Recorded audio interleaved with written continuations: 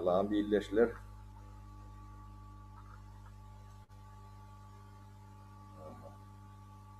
Tetgeliyemi birleşler.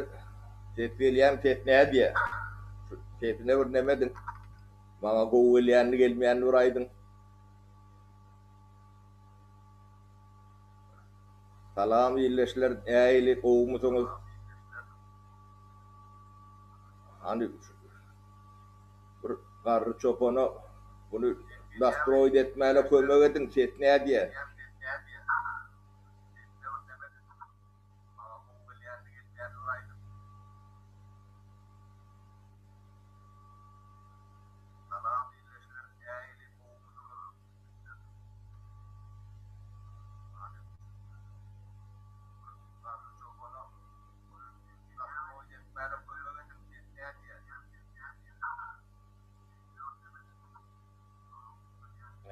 Yemeler. Yani sizin yemelerinizi buyurum o biraz kolayrak koyun.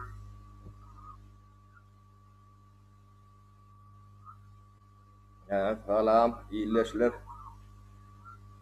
Biraz 5-10 minut iyirak şunu nastroid ediyen çaktık demettik başlar ben soğuroğluğu okumalı çalışayım.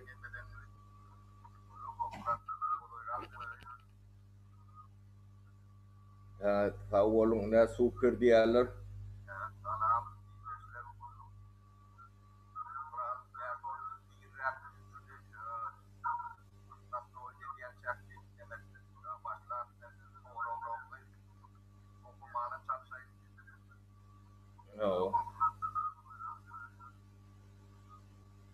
Onun yurdunuzu yapsanız kovur, nirelerden giriyeniz. Adınız yok bandel, hayfi yurttan, nirelerden. Ne 48 adam oldu şu at. Derede oturun.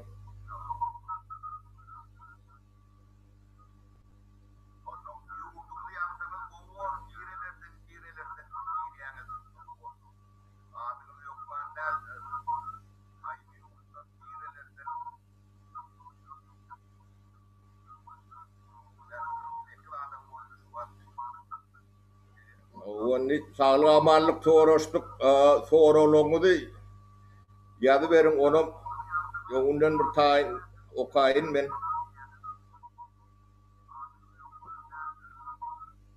O bana da bir kömekçi oldu ne can etti.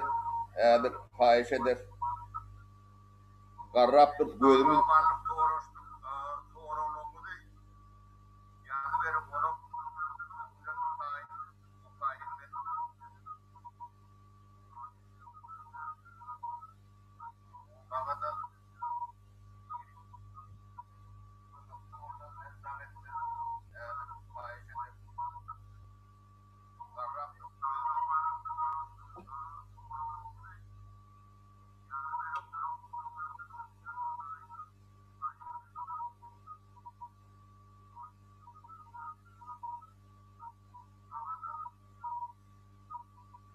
Telefonum şeyle koyuyordu.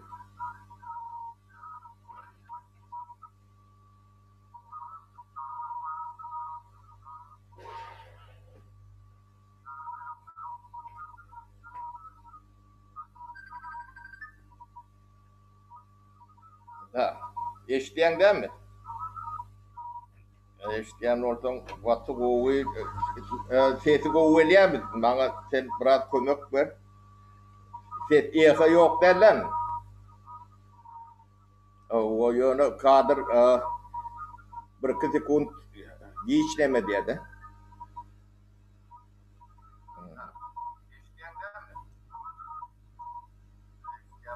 O indi adamlar ne ama yine de 5 minut de var. O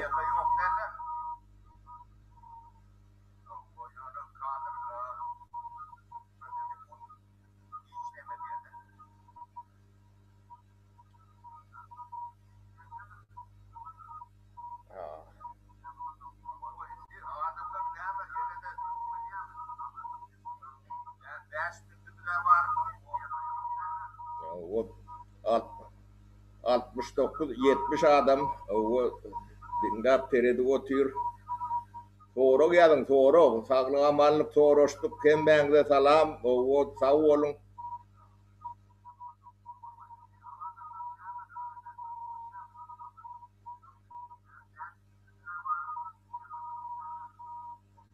Artık ses geliyor ödeyene.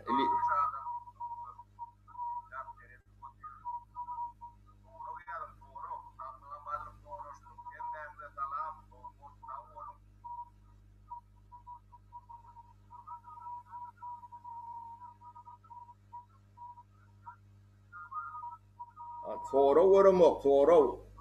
Ya ben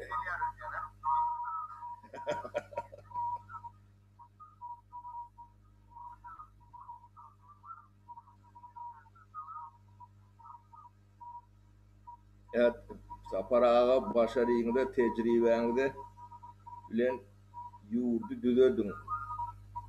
Bor.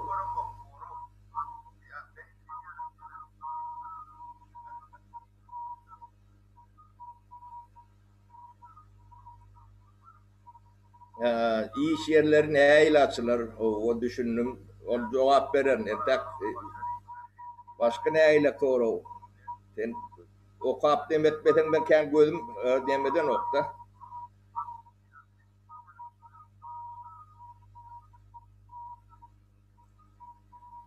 Deme adamlar sizden hayiş baş harfler bilen yazsan okap bilen ne? Gayrat edin baş harfler bilen yazın. Ulrak olur ya.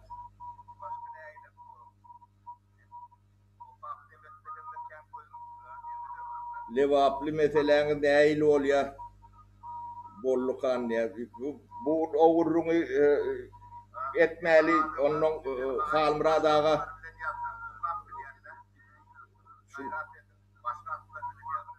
Şu mesele vardı da gurrun etmiyor da. Yo, iktisadiyet barada verin. Sonra o koronavirüs varada, karantin varada ne diyen. Onu ayrıtı ne derse o ürünleri.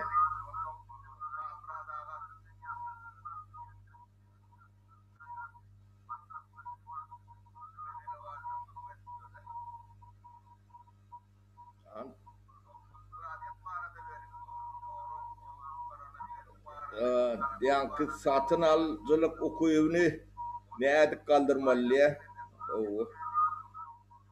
Impeachment baktı netice verir ve halkı nemeler tayinlik görmeli.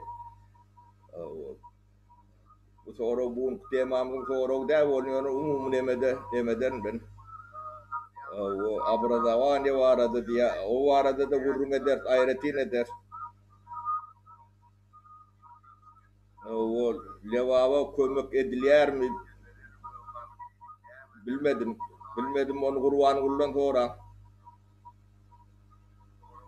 O sapara bu diktatörün getiren kriz yağdayında çıkmak için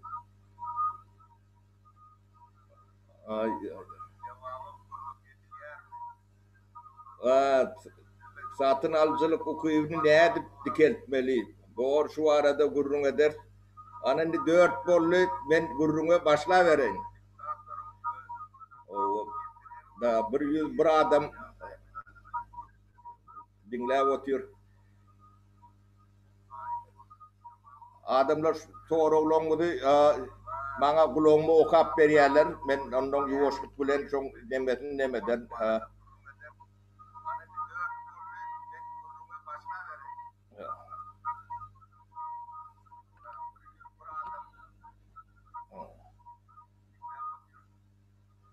Adamlar yankı ben şu ekonomik varada vurun edecek de başka vurun logudu son deme dersin.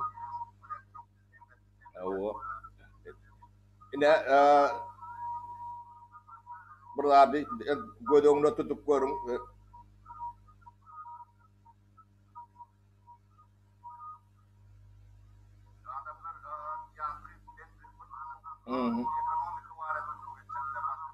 Yani bana şu bankamatlarda pul yok.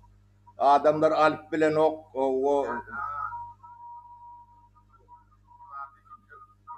bu sebeplerini äme dip soruyorlar da soruňuzu. Bu da atlar demetmek için ilkulak yankı bu büyük mesele geçelim de. Yankı iqtisadiyetin yankı can suyu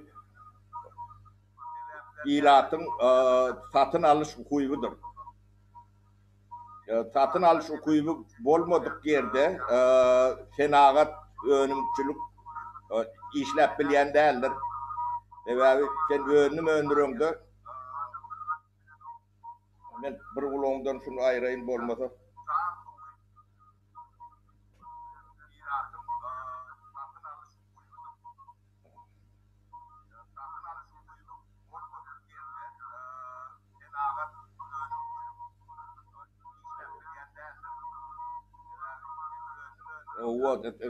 Yani internet biraz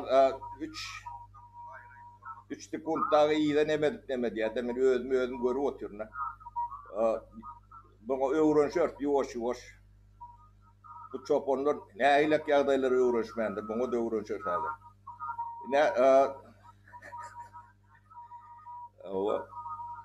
Satın alış hukuku olmadık yerde önümçülük işlep bile nokta. Şimdi şu an devlette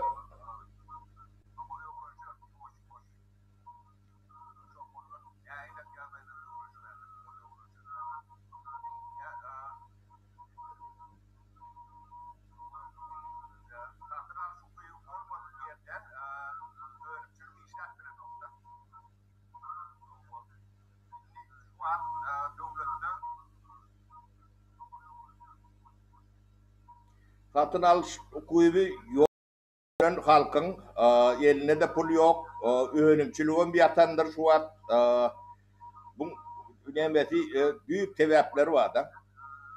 Şimdi bu kemçiliğine derede oturmalı. Bu devletin kemçiliği 10 gün gurrun edende de kutaror yalak derler. Şoň üçin bu devleti büyüğünden telpek bilen sıyırıp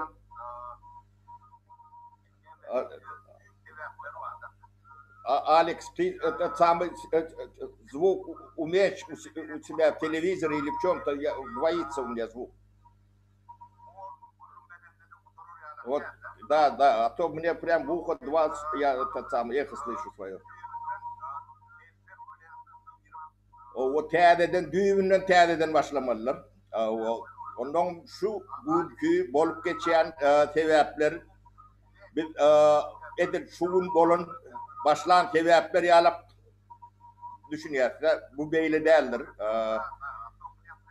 Bizim devletimizde bu da atlar düşünme için biz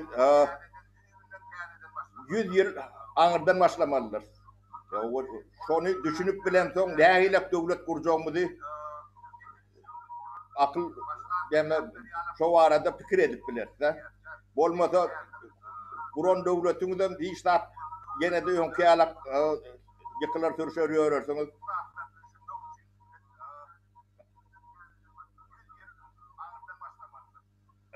Ne bizim düşüncemizde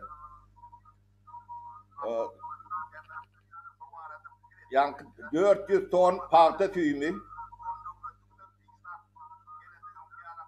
5 milyon halktan değerli ya da 90 milyon milyar kubimetre gaz 5 milyon halktan değerli yani 12 milyon ton nevit 5 milyon halktan değerli deyip hem 50-70 yıldan beri şey geliyorsa adamın değeri 2 şey eden ok. Sovet dövründe de eden oktu. Bu ada düğünden hiç adam eden ok. Bu devlet adam için deyip yönü lozunluğuna ediyorlar da yönü on iktisadi demeti böyle değildir. Biz ilk olarak devleti nerede kuracak diyemizde, nerede devlet olmalı diyemizde. Bu satsal devlet olmalı.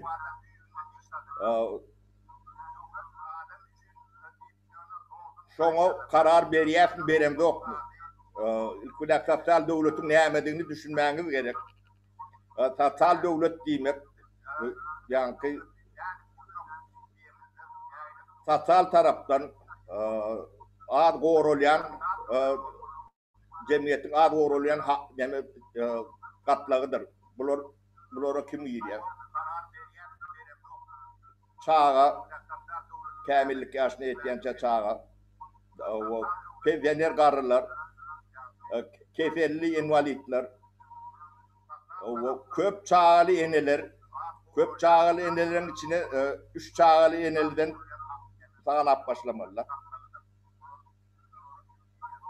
Ne şu sosyal gorulmayan gatlagy. Bu Türkmenistan'da 49'dan 52% çen halkın nemedini tutuyatda. 94. yıldan statistikaları boyunca. Şu atın nemeti proporsyonu neyle uyutkanını ben bilemokta.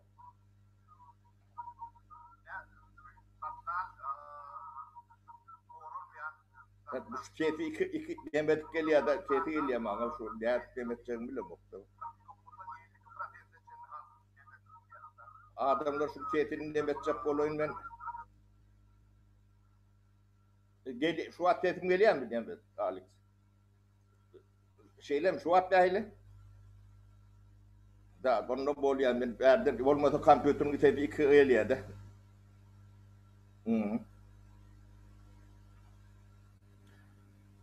Da. Yankı ben üntümü öldüm de demetcek olup. Sosyal gorunmayan gatlagy döwletin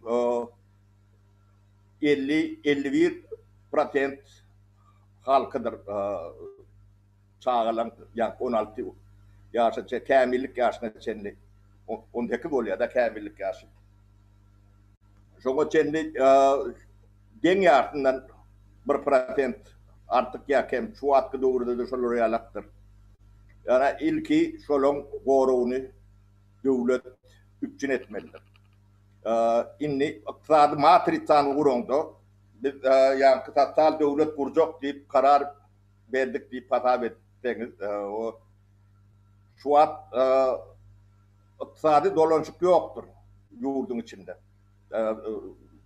Bu ýurtda bular ýalak ýagdaýda önümçiliň ösmesi, aýagy üstünde durmasy hiç mümkün değildir. Ona böyle yaşap gördünüz, görüp gördünüz.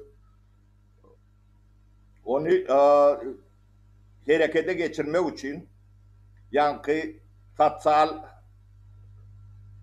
gorulmayan gatlaga kendine çağdan başlayalı. Her çağa $100. Köp çağal enelere şu $100'dan başka her çağat için, birinci çağat için $100, ikinci çağat için $125, üçüncü çağat için $150. Şu devlet şunu üçün ediyor. Ondan pensionerler vardır. Pensionerlere yaşayış minimumundan biraz üstü pensiye bilen üçün etmelidir. Son pensionerlerin hatavına köp çağalı eneleri giyilendir. Yankı iş stajı bolsa bolmasa onun köp çağalı eneleri yankı iş dehmet stajını yöretmelidir. O işledi işlemese 3 sağadan eyyem nemesi o dehmettir. Netil yetiştirmek ul dehmettir. Devlet son iş stajını yöretmelidir. Sosyal strakavaniyetine çendi. Onun pensiyesinde de şu zatlar gözünde tutulmalıdır. Ne bu iş şeylik belirlenen son pulunu yerden alacak diyersiniz. Şoları alak ne soru geldiler da. Bu teri işten yerden alacak. Bu teri işteni ne devlet bankı vardır. Emis edip bir rahat söz vardır, onu internette özüňiz okap näme düşünürsünüz. Bir bank deme pul peçat ediyen maşin pul peçat edýärdi. Gerek mukdarda. Inni yankı aydan tumulamız var. Çağa kömögi, pensionerlerin aylığı, köp çağalı enerlerin aylığı, invalidlerin aylığı. Ol ni biz doların maşina dip hata edemizde ilk bilet olun 30%'inden başlanıyor. Yani 100 manat vermeli olsa 30 veriliyor. Yine bir kvartaldan yem 60'a kaldırılıyor. Üçüncü kvartalda yem 100'e yetiriliyor da. Etap nemediliyor. Sonra 30%'inden başlananda senaat işlep başlamalılar. Senaat işlep öndüren demeler. Biri pomidor yetiştiriyor, beylekli kan terve diye yeni bir çörek pişiriyor. Yine bir başka hizmetler, o sodatlar yem alıcısı boluyor da o datlan. Devletin 50% yem arken yani satın alış okuyunu garantili iyi oluyor da. Ve iş sodatları öldürme için yem iş yeri açılıp başlıyor da. Kendine burada öndürecek olsan öndür, son tatıp biliyor da. Yani bağların tayin. Ondan onu öttürme için ilk olarak küçücük nemelerden başlanıyor da. Mekteplerde çağa devlet tarafından maliyeleştirilen İMİT pulunu devlet töleyendir. Mut değildir. Yani onu mut deyip düşünmeyin. Çok mektep töleyendir. Yani her çağa verilen norma vardır. Yani iyice neyse çağa tanıda adresini verilendir o zatlar. Ne çağa nakar verilecek olsa o nakar biri öndürmeli. Yani önümünü öndürmeli, etini, süydünü, tüğüsünü, yine beylekisini. Ne ol iş yer eyyem. Bağdarı olsa eyyem bir bunu döretmeli, öndürmeli. Yani bağdarım garantini var. Ne şeydip yuvaşlık bilen iktisadiyeti aylap başlıyor da. Sol eyyem, sol yankı tatal kömük iktisadiyetin can suyu. Şunu yankı biz 100%'e yetiremizde aydılı tuğmamızı eyyem halkın 50% alım gücünü yankı 100 olur, minimum 100 olur alım gücünü iyi oluyor da. Bu ullokan tuğmadır, devlet bilen demeden de şeydi iktisadiyet harekete girer.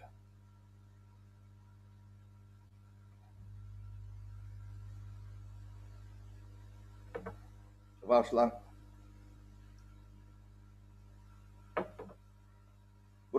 İktisadiyet yönü canlandırmak bir küçücük bir parçasıdır.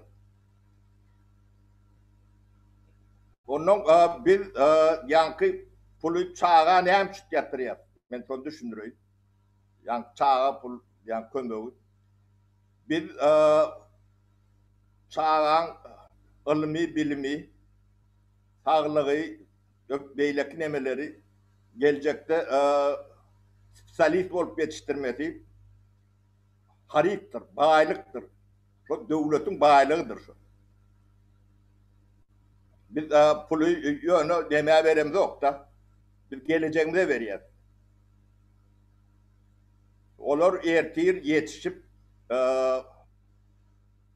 kovu injiner olmalı, kovu arkitektur olmalı, kovu doktor olmalı ya da kovu iş adamı olmalı. Yine başka ne çağalıktan şolara devlet şey edip investir edenler devlet geleceğine investir veriyor.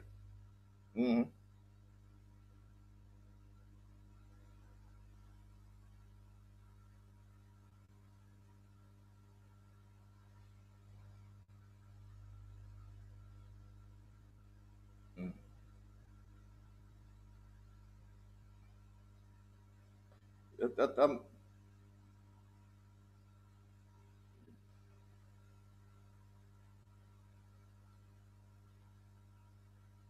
ya ben şu demeyen bir daha da okuyayım ustaydı.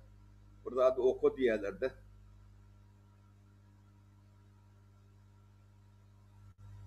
Ne mi diye bu? Aha. Düşündüm.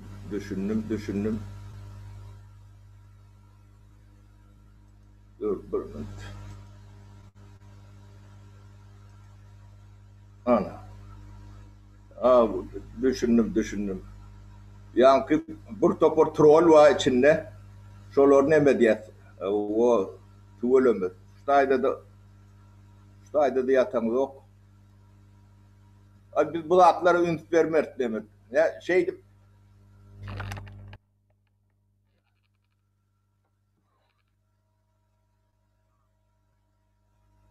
ekran küçüldü. Ha, doğru. Da.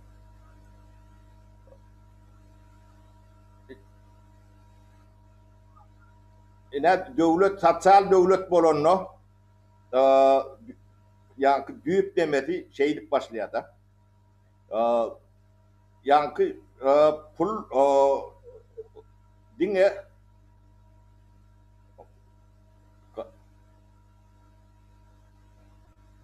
Häzir näme bolýar, näme boljak, o soragy men häzir şunu bu toroyun ondan aýdyp beren.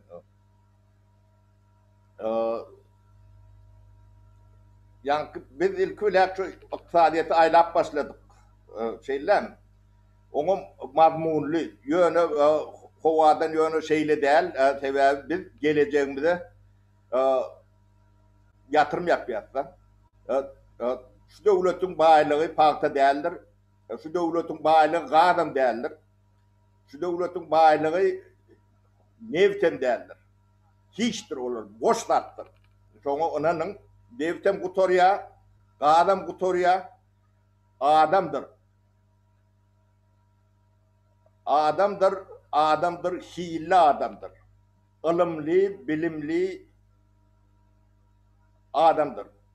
O adamların sağlığından doğru yetiştiren son adam olup biliyor. Baştan ılımını, bilimini, terbiyesini, göz arayışını, dünya arayışını sağlıktan yetiştirip demeden son sonunun yukarı illi spesyalist, yukarı illi adam çıkıyor da. Başkaça sizin bay olma mümkünçülüğünüz yoktur. Ne gadınız var sizge day, neftiniz var sizge day, o paktağınız var yönü sizge day. O sebebi sizin elinizde ne hüner var, ne bilim var, ne bilgi var. Bu işe yörüte diyorlar. Yani 70 yıl etki diyorlar. Sovyet devri bu devirden kovdu, gurrunsuz kovdu. Yönü onu da şu adam parkta sizden mühimdi. Gayet sizden mühimdi. Sizin geleceğinizden en mühimdi. Sizin gelecekte alacak biliminizden en mühimdi. Bu da atlar şöyle düşünce bizim kanımıza yiyen 7-8 arka sindirilen biz adam hesabında da göründük. Yani misal Levap'ta tevhid bakçılık var şu an. Akal ya da Balkan taraftan ya da Aşoğuz taraftan ses çıkan hiç zınk yoktur. Ya eşitmeye o da başka meseledir. Sebebi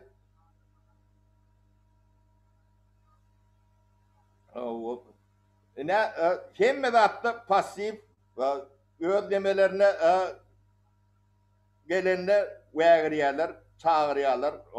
Ben aç diyorlar. Ben onu kim diyorlar. Ne şu yadayanlamanın içinde de 30-60% sonralık problemler. Büyük problema birini seyreden yok. Yani ki demek denen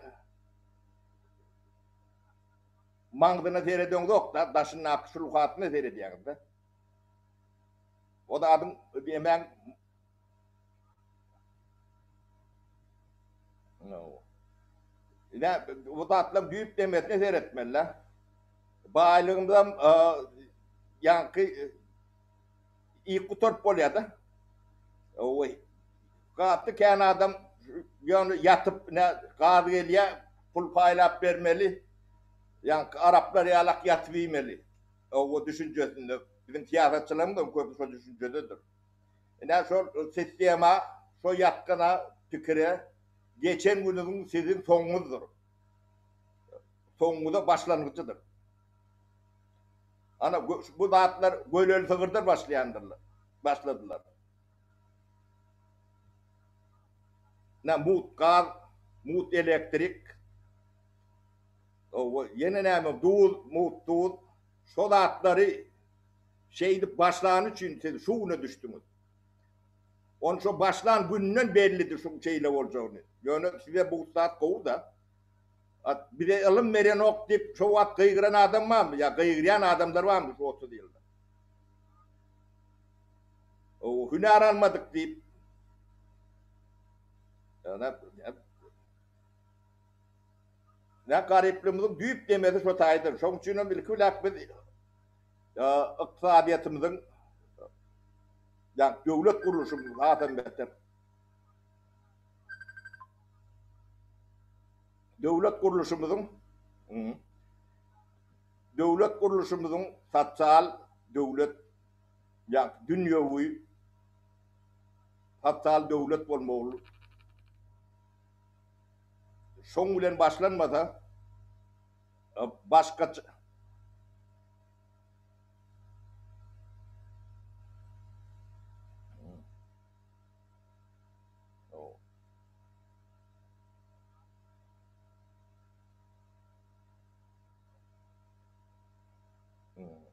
düşündüm doğru düşündüm doğru.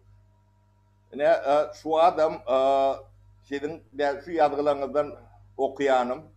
O siz biz kâr alalı, hüner alalı.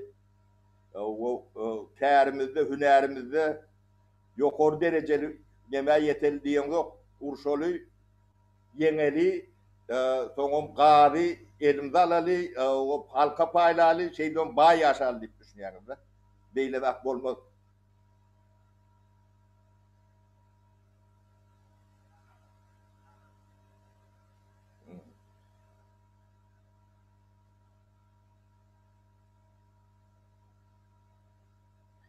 Bizim gadymyz, devletimiz, baýlygymyz we ýerasty baýlygymyz.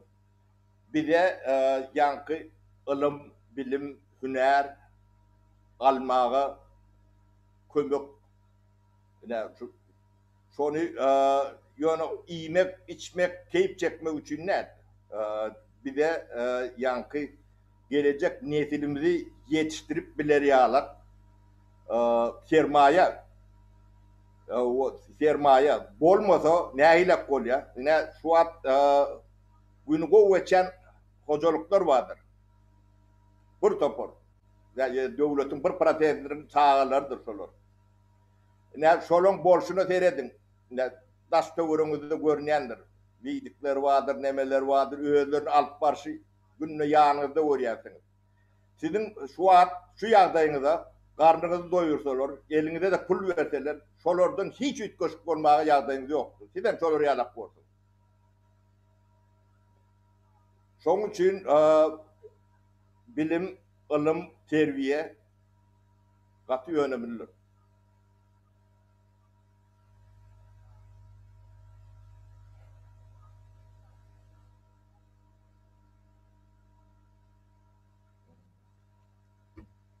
Ýadyr ne siz internetin başyna o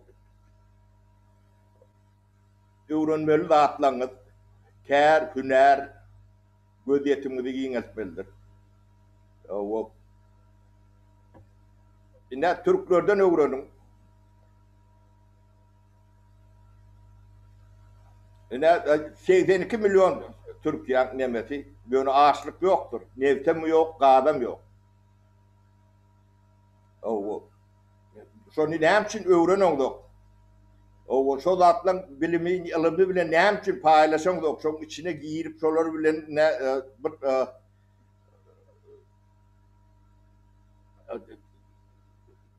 şolar bilen ne bir işleşip ödüňizi geliştiren de. Ben daşyndan görýän ne. Şol yankı Türkiye'deki iş adamlar vardır. Şolun köpsi institut utoronum değildir. Böyle iş adamıdır. O esnaftır. İşini bilyendir. O siz vaktinizi ne şu gelip okanıdan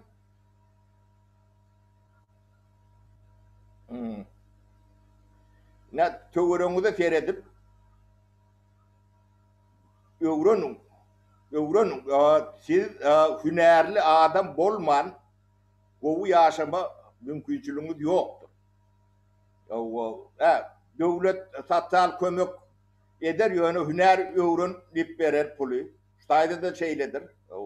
Ol yönü yankı elimden hiç tat gelecek gel. O edip bilen de adıngam yok. O yenimi de gowy yaşayacak. Olur yalak olmaz. Hiç dünyanın hiçbir yerinde de yoktur. En sosyal yankı neme olan yerde de yoktur.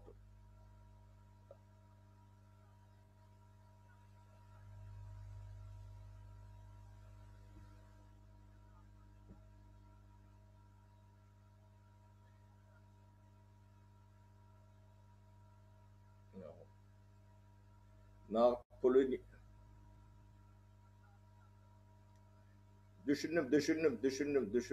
düşündüm. O nağıt pulunu yerden alacak dedim. Onu ben görürüm verdim nağıt pulunu yerden alacağım dedi. Rебята, мы вместе или нет? Я могу доверяться вам. Ne hilek soru, soru muhammed.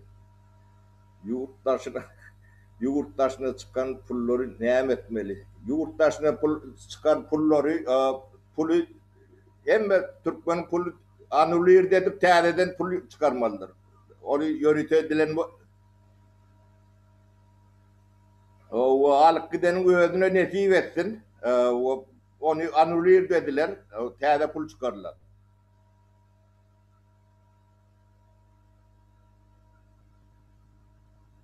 Kızılan bağlıktan gelen girdiciler kaçın.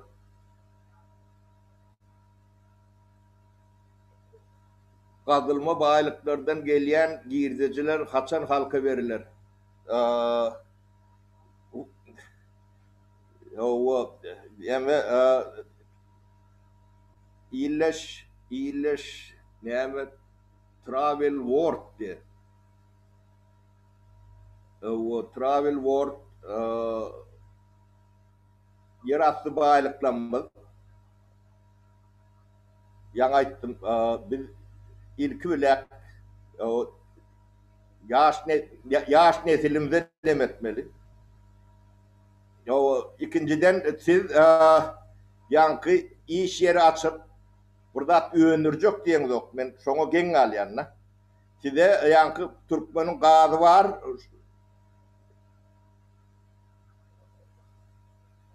O yankı ben iş o iş yeri açmalı kömek etseniz işleyecek, hünerimi geliştirecek, gowy önüm çıkaracak deyip sonra verilen nokta. Gadymyzyň pulunu bize haçan verecek diýilýär de. Gadym pulu yankı sosyal gorulmayan näme girer, galanam rezerwe gider. Senem yankı işläp täminlik ýaşyndan adam bolsaň işläp birdat öndürüp gazanarsın, bayarsın belki ol iş başaracak nämäňe galyp. Ol ýurtda ýerap yani bapadaş ya ben bana demek ben hem gurulyan hem sana cevap verecek oldum neme diyen deme paralel bolun ok. Yani ben kömekçiyim bilen neme diyenler cedelleşen o da gurulyan menem gurulyan yankı kamillik yaş yani 18 yaştan yukarı PNT yaşında çenli adamlar, işler iyicevini özleri kazanmalıdır. O terekeci olsun, tüveleme, o fabrikant olursun, tüveleme, o daygan fermer olursun, o yeni bir başka da olur. Hizmet sektörü var. Yani sen bayanın bilen hükümet iyiliğine düşmer. O sana hükümet devlet şert törüdür. O bankların işlemesi, yankı beylek meseleler. O bu atlar ne deme şey dip çözdüler. O bu atlar kazanılıp çözülüyor da yatıp pul alıp çözülmüyor bu atlar. Onun cemiyet katı şeffaf açık olur.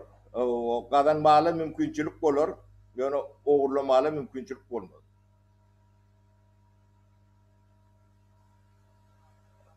Ne onun yankı taşerik satılayan export önümler var. Ne gaz, nevit, yeni de başka da önümler olabilir. Yankı ya o yeka şuunku önümler değerler. Bir topor önüm, təzi önümler öndüren telekeçilerin tapırlar. O bulurlu Davut derecesine yetip bilecek adamların tapırlar. Ne solun önümde. Bir tatlar, şu tayık tatlar. Hükümetin nimetmeli adı solara şert dörüdür. Misal için 26 yaşa çenli yaşları salgıttan doğulu boşadır. Yani işleyecek adamları. O umumi salgıt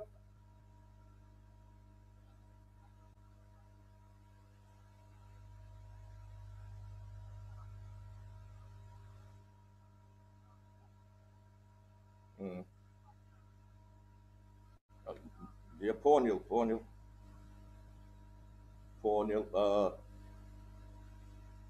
перебила я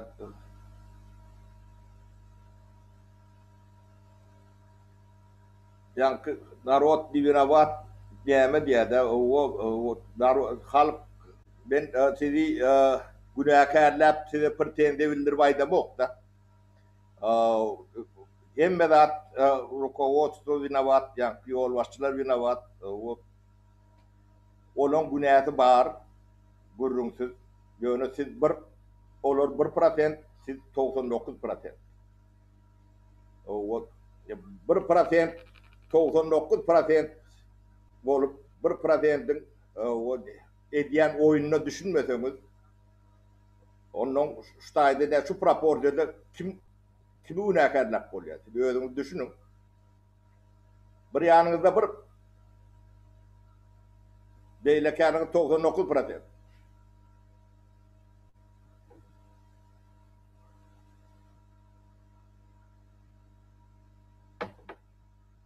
Onun men şu 1% günahkar deyin. Onun sizin üstünüzün şeyden de günah hayırlar mı?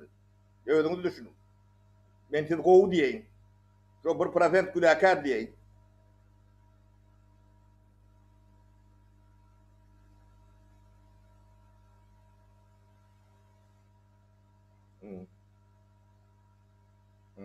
Haram olu pullun haçan New York'a ara iyiden düşünüklü. Biz bu soru nemet kendi üntümüz nemetmeli. Biz başka soruları hiç. Bunun ne olacağı, ne edileceği belli.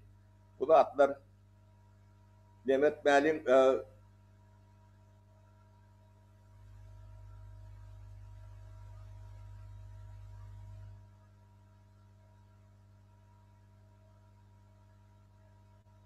Türkmenistan'ın gerçi prosent yeri kullanılıyor diplomatlar da.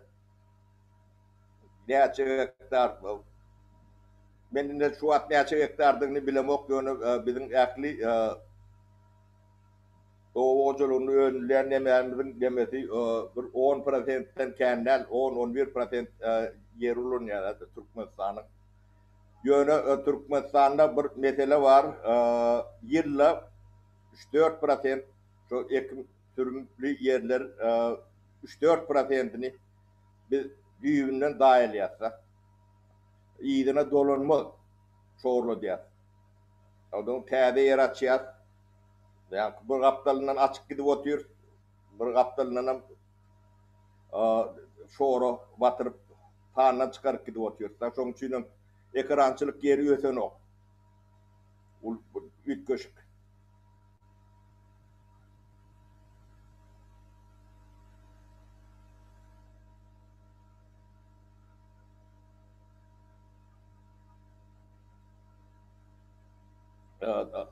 Yani ortayadım traktörleri vardı sonra veriyorlar. Deme yani bu sonra ben şeylere cevap vereyim. Ortayanın kimi nimetlerin kimi ya başka yerin kimi onu dayakan alacak yerini bilir. Biz onları şert öğretip veririz. Onu o devlet o da atlara yönü yol açar. Onu yankı dayakan öyle karar verir. Onun sen bağları, beyleki bağlarları açarsın. O maşin teknikasını tatacak. Sen yurdunu verir, öz servislerini açar, öz satış nemelerini açar. Onun beyleklerle behsleşip sizden taylap gereğini alarsınız. Orsun kimi, kırsın kimi, siz özünüz karar verirsiniz. O devlet deyilen bazı yolun ayrım. Devlet yani biz açık bağlar iktisadiyetine birinci unden geçmelidir. Devletin öz yankı edecek işi sosyal koruvsuz katlaktır. Devlet şoň bilen bor. Onun devletin etmeli beyleki işler vardır, şo vardır. Biznesin öňüni açar. O galany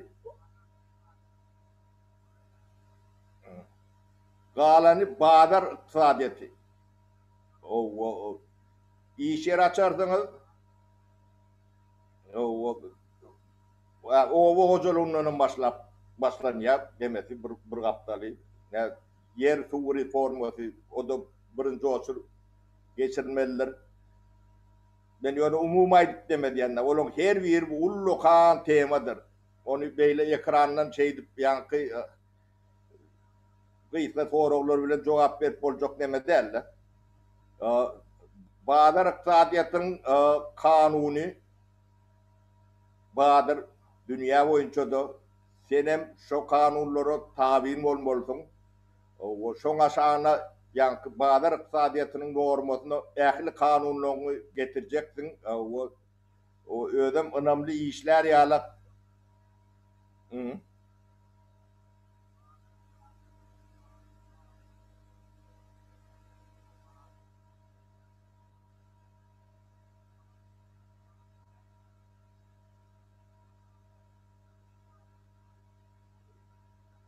Zarina Hayatova diye şurası tam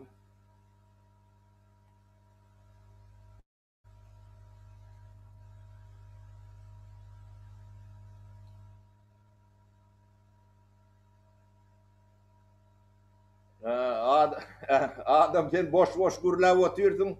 Başta prezident saylamalı ya. O Zarina yenge bu yankı täze devlet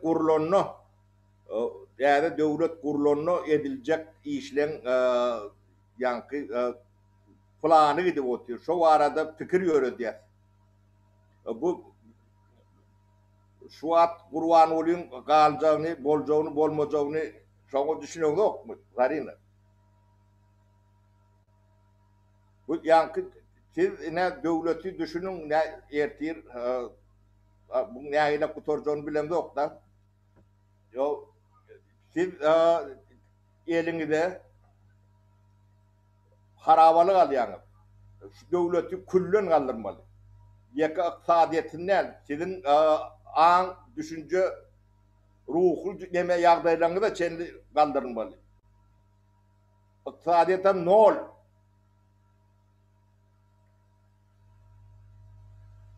İlk bilek bir yankı öz ýagdaýyňyza düşünün, teredin nähilek ýagdaýda dyrňyzy. Siz yankı nollanam aşakdaky ýagdaýda.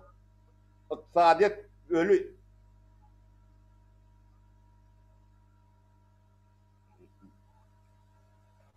Şu agdalyan zatlar şu Gurbanulyň ýöredýän siýasatyna bolup biljek zatlar. Sistematyny şu. Şu zatlar akylyňda ýetenokmy? Toora berýäňiz da, bu lokan adam bolmaly. Ýazyp bilýän, neme edip bilýän, ýöne pikir edip bilen okukan ýa.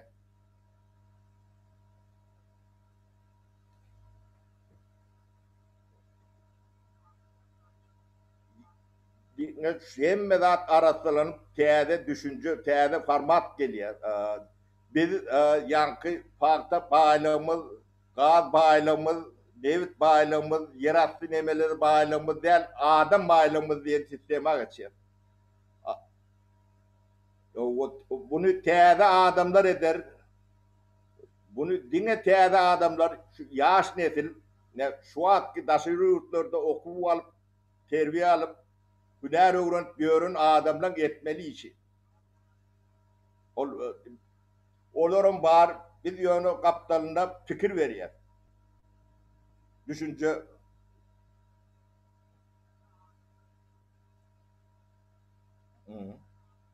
şu wagt şol adamlary tuguratları bilen siziň öňüňize goýsak, şolary näme bolar diýip düşünýäňiz? Özüňiz seredip görüň da.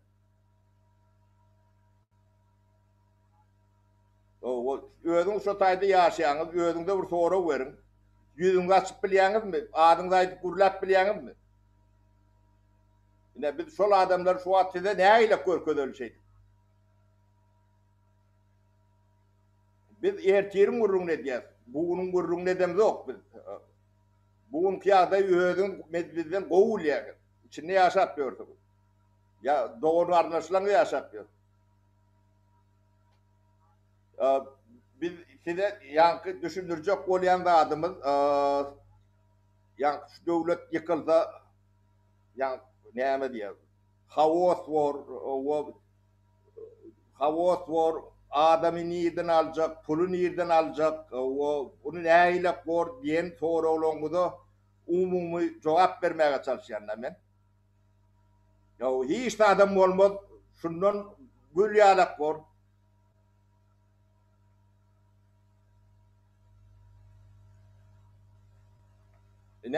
Ya sizin demeğinizde, kelleğinizde döwlet hemme zady döwlet etmeli, döwlet eýetçiliginde diýen düşünje otýur da. Kelleğinizde. Şoň üçin şolary ýalak sora berýäňiz da, kä soralar men okamagam.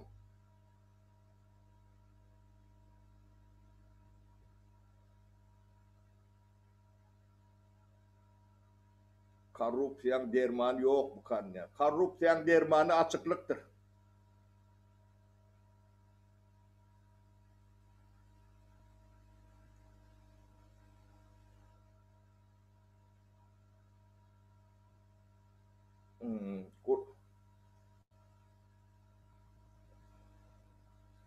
Gurbanulyny ýerine nädip aýyrmaly ýa, şoň gurrun edelli. Inim o zatlary yankı tribunadan gurrun edilip ýörmä, oň bolanyny siz birinji bilersiňiz. O ýön bolandan bilersiňiz. Oň boljagym hiç şüphesiz onu halkyň özi aýrar.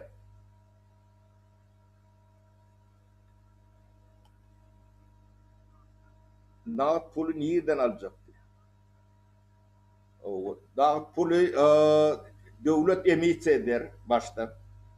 Onam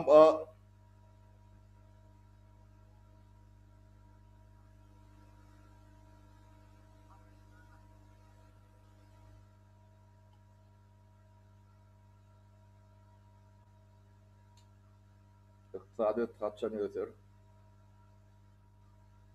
O diýen kriteriyede otur.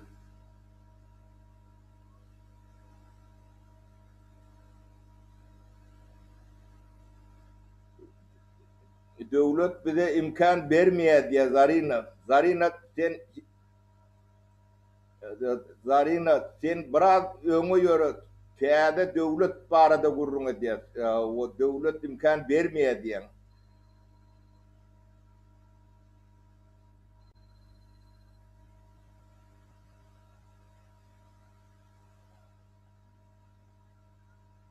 Net bir cana diye var.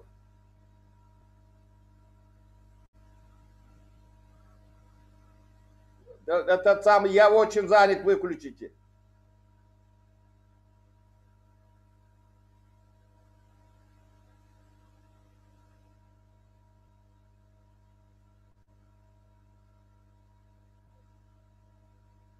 Sesin gelen ok, nemde sesin gelen ok.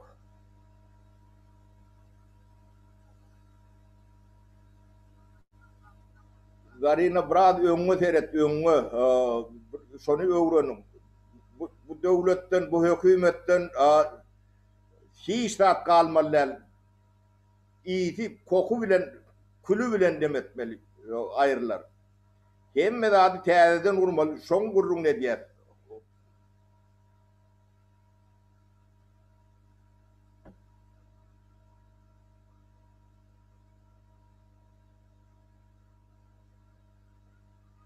Bir minut. Ben kömekçi bitti bu.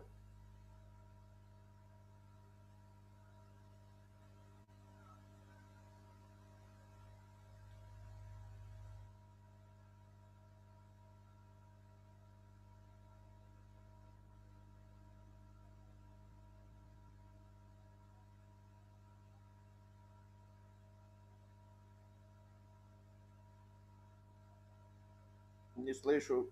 Eşdiýän men sesim gitti.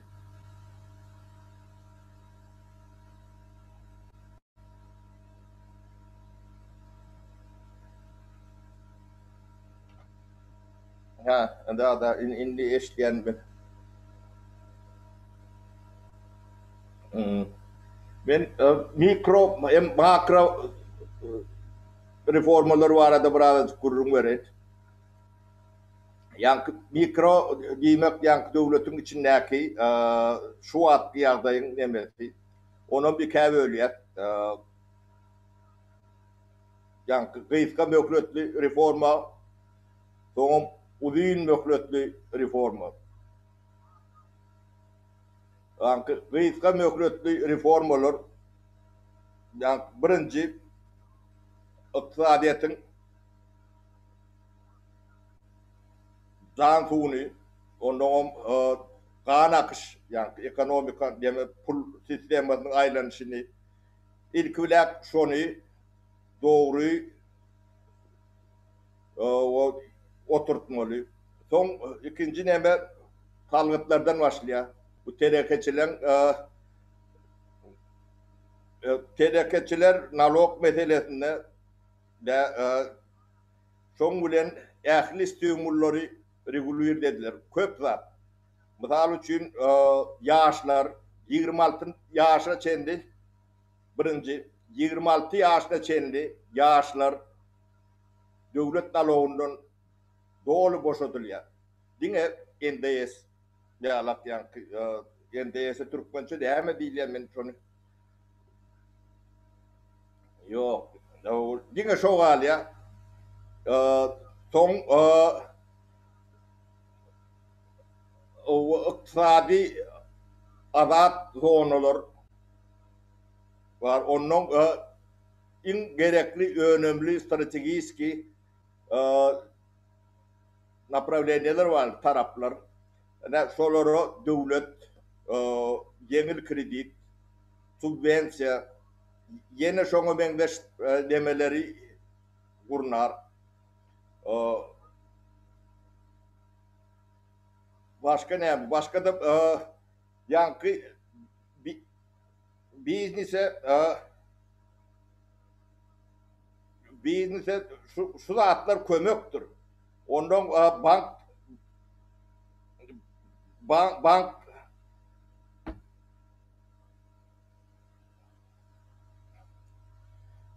Ondan täze kärhanalar açylýan kärhanalara 3 ýyla çenli nalogdan boşadylmaly. Ýöne 20-26 ýaşyna çenli iş gurýan ýaşlara hemme nalogdan boşadylýar. Diňe NDS galýar. Ton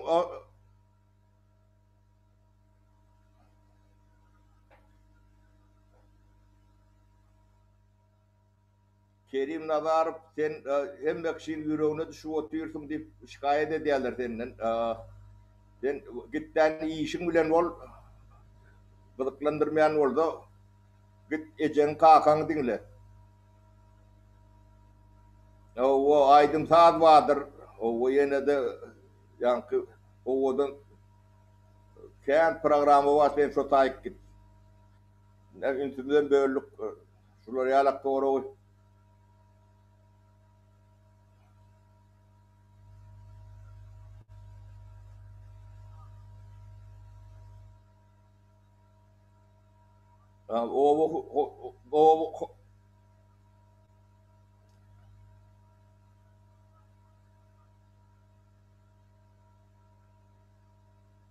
O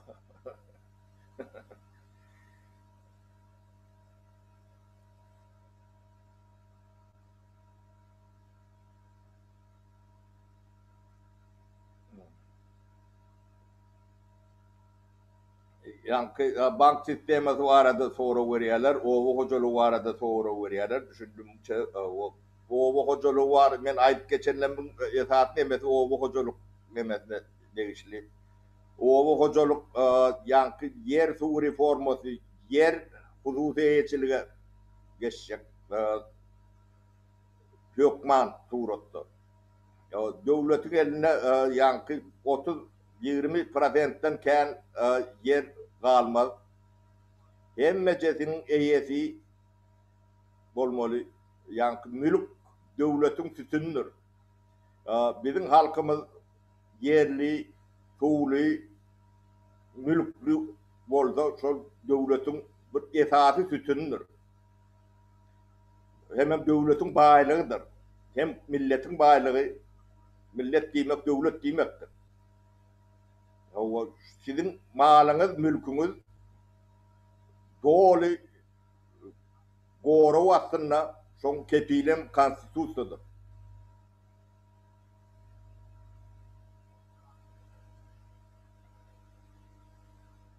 Ребята, вы вместе или нет? Я могу доверяться вам. Это soruňyzy düşünmedim. Cemal Safarova diye. Вместе с кем? Yurttaşına çıkan pulları näme edýärlerken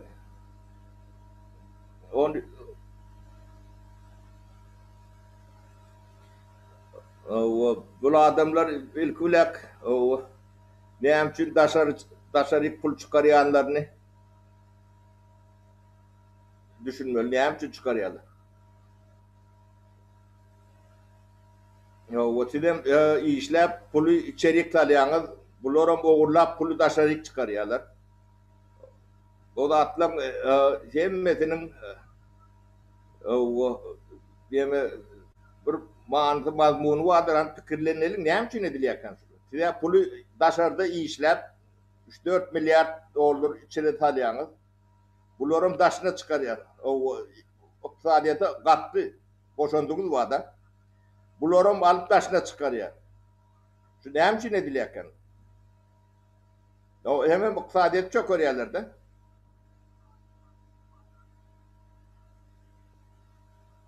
Şu gazanan pullaryny, yurtlary, döwletleri gowy bolsa ona söýýän bolsalar, şu taýda zawut, fabrik salyp iş ýeri açyp, ýene de baýap işläpleri gelen o näme üçin şeýle? Pikir edip görýäňizmi şu?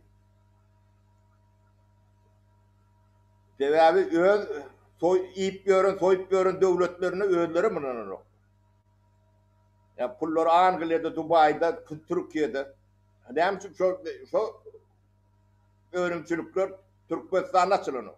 Misal üçin. Olon hemmeti ertirinin bununla da dediler. Ne? Kaçak. Ne şu da atlan ödem şu devletin bir geçici devletliğini o ne burada attı olsa bulona yan torbaları taşınla öğünler içinde olsa.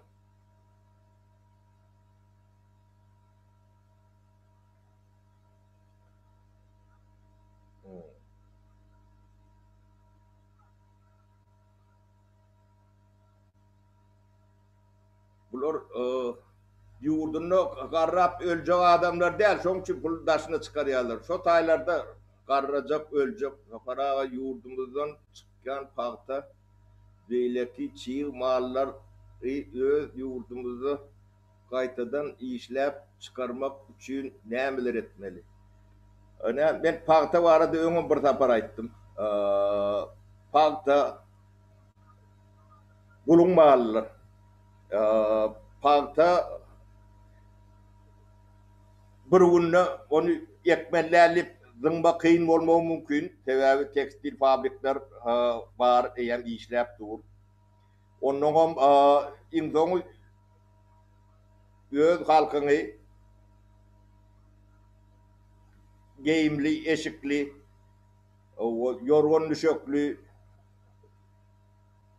yine de şöyle yalak demeli. O ente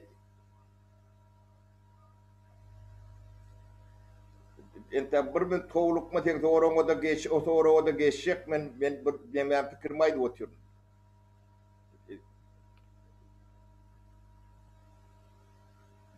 Pakta bizim bağlımız değildir. Ben yeni de burada para İtalyan. Pakta kullanmalıdır.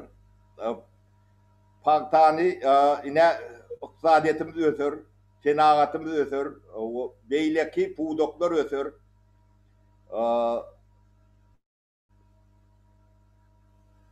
Yani bilmedim, yani informasyon teknoloji ötür. Bu topar startuplar açılır. Sizin yankı milli girdeceğiniz paktadan nel, gazdan nel, yönümçülükten, teyze teknolojiden biz şonu umutulmalı. O zaman pakta belki de yine 20-30 yıldan yüzünün yakılmete de var.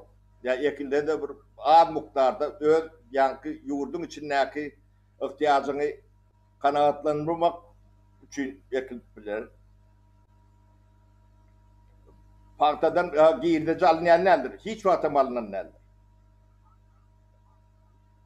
Bizim ova hoculuğunda esası направленияımız mallarçılık, onun şarap, meyvecilik, beyleki önümler, daykanın özü, bağdarın götürdüğünün, bağdarın talapına göre o zatları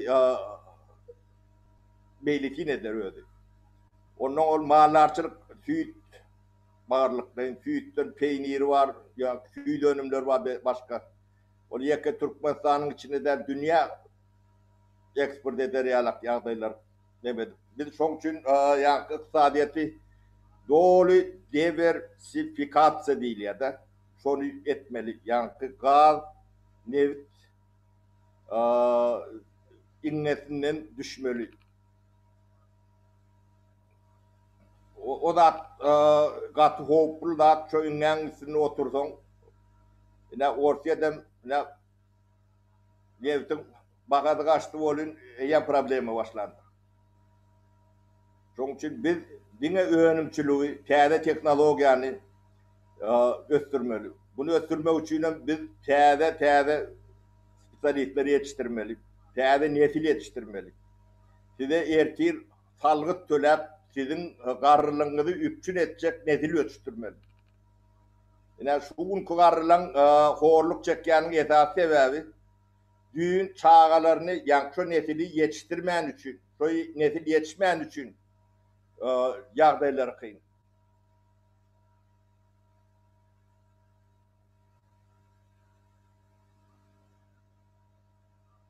İşte mok entek yine de demet fiyatımız gitti.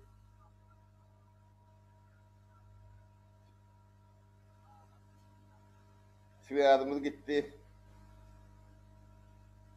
Memleketim gelen oktayalı.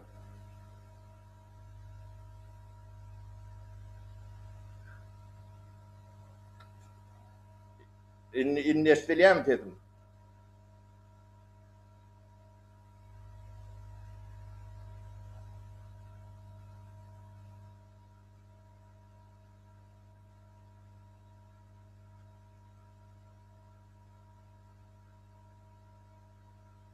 Bu na bu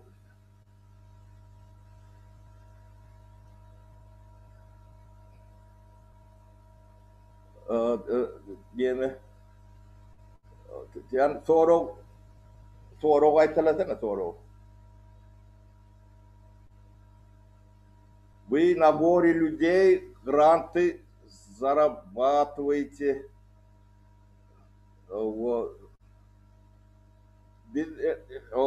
biz entek grant diýilen zadyň nämedigine birinciden bilem yok. O iyileş. O entek alan yerimiz yok. Bu ada dige çıktı cediyet giydeci diýilen zat yok. O biz bu kamerski gurrumam del. Ben yönü öz bilýänimi yaş nesile geçirme üçin gurrum edýän. Berde hiç ili yankı sizin berýän soraglaryňyzyň iýiti bile geçirnok. Siz öz nemäňizi ilküdak aýna seretip görüň özüňizi, kimdiňizi görüň.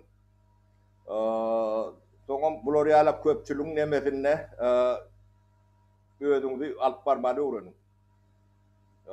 Bular ýaly sorag yankı diňe bıýdla berip bilýär-de, orçça şey diýilýär-de.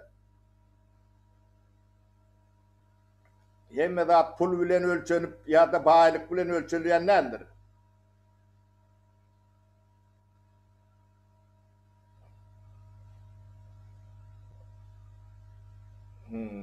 Size grant berilýän bolaýmasa siz adamlara yankı gatyp näme netijeli dele berip bilýäňiz-de. O ünsüni başga yerip demetden şoň üçin biz olar ýaly soragy Alex olar ýaly soragy maňa demetme gaýtalap okuma.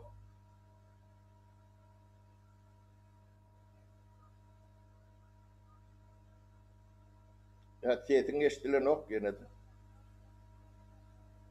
Yani yamaşkan demeden.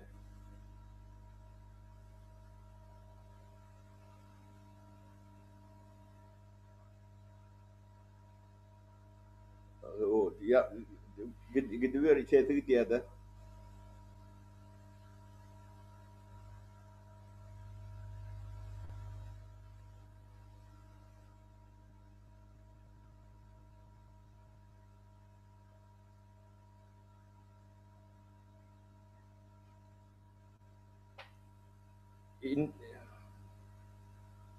Gaytalı soruňy yamaşkan gaytalı soruňy düşünmedim. Watan käbän diýen nitlegiň soragy, o maňa okap berýärler.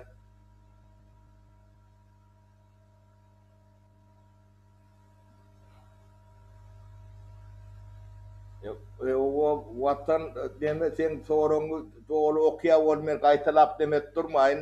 Soruňy düşündim. Yankı indiki gelecek prezident öňkü ýanak täzekden olur mu diýäňiz? Biz şo zatlary ortadan ayırmak için, şu düşünceleri sizden demetmek için neme diýär? Şu käkelä oturanda şonu hökümetiň anamdan aşanny biz hemmämiz düşünýär, siz hem düşünýäňiz. Bu ağzınızda bir şey nem görünüp dur. Bitecek yeriniz yok. Täze gelen prezidentler şeyle bolmasın nitbedi şoň üçin ne adamyny gymmatlyk diýip öňe çykarýar. Döwlet gurulşy sosial döwlet bolmaly. Sosial döwlet bolanda adam birinji plandadyr.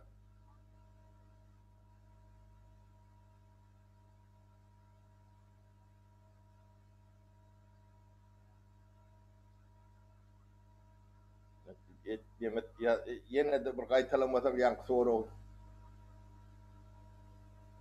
yankı.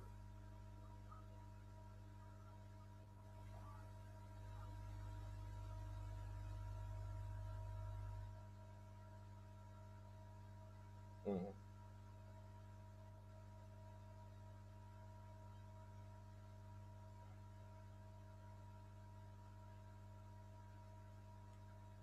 Yankı yok dipanyatna udin soru udin demet de kıyıs kaçık mazmununu ayttan olayan ben düşünen.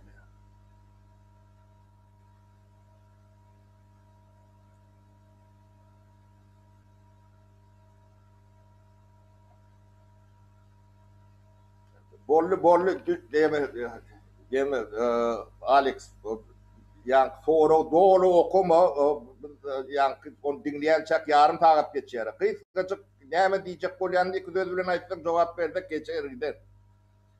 O sorunu yarım saat okuyan başını yarımda çıkarıyor ben. Ya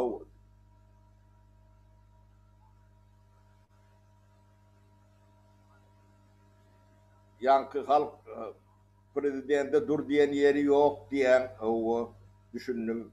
O täze gelenem şundan o olmaz diyen onu da düşündüm. Biz şu zatlan bolmazlığı için önümüzde düşündürüp dörtte şu zatları. Onun täze gelecek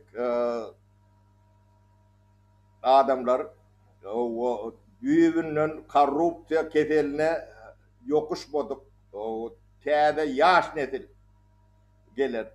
O tayda bilem yok. Biz yönü yaşlılık edip sıra tutup beriyat öňüne. Yol görkezip beriyat ya fikir verip bilýät. Toğradalar oda.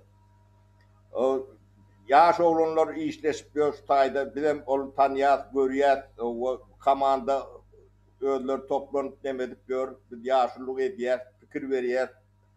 O kadrlar var, olar o zatdan arkaýyn bolun. Biz bunu televizyonun önüne çıkıp size nemedip görkezip görmäge edip sizinki alap bolun jany nemedi demirdenler olum garnaşy var, dogonlary var. Şolary alap ýöne bir zady story olanyňyzdan bir zady story olanyňyzdan gelip çykýan zady aýtjak bolýanlar. Adamlar siz biraz düşünceňiziň üstünde özüňizi gelişdirmäň üstünde işleň, özüňizi geliştirin. Siz gelişmän, sizin ýa-ni maddi agdaýyňyz nähilek ýurtda da bolandy, nähilek döwletde de bolandy, bir üýtgeşip değişmesi mümkün däldir. Siz eliňizde hünäriňiz, täriňiz, iş ukybyňyz bolmasa, siz bir ullokan eşirete yetmäňiz mümkün däldir. Ben şunu ýene de gaýtalýar. Käbir işlerde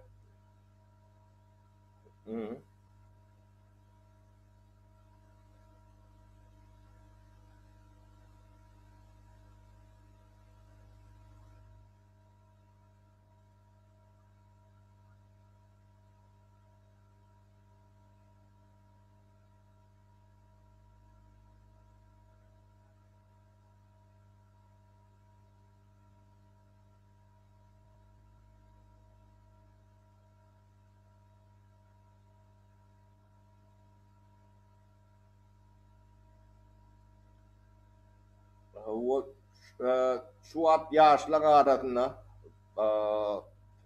4-5 dilli, 3-4 dilli daşaryurt diplomatiyasını bilýän, dünya iktisadiyetini bilýän, 7-8 sanak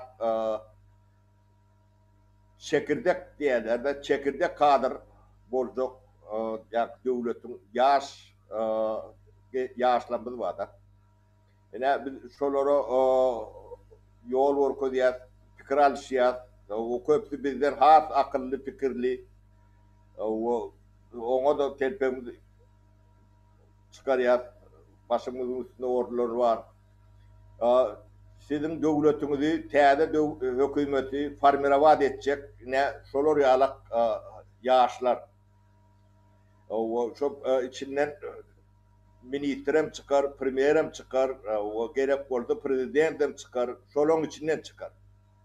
Bugünkü sahnada demedik görünlen hiçbiri o tayik dalaş edip yankı terediğin üstünde oyunda da dalaş etme potansiyellerim yok. Onu yankı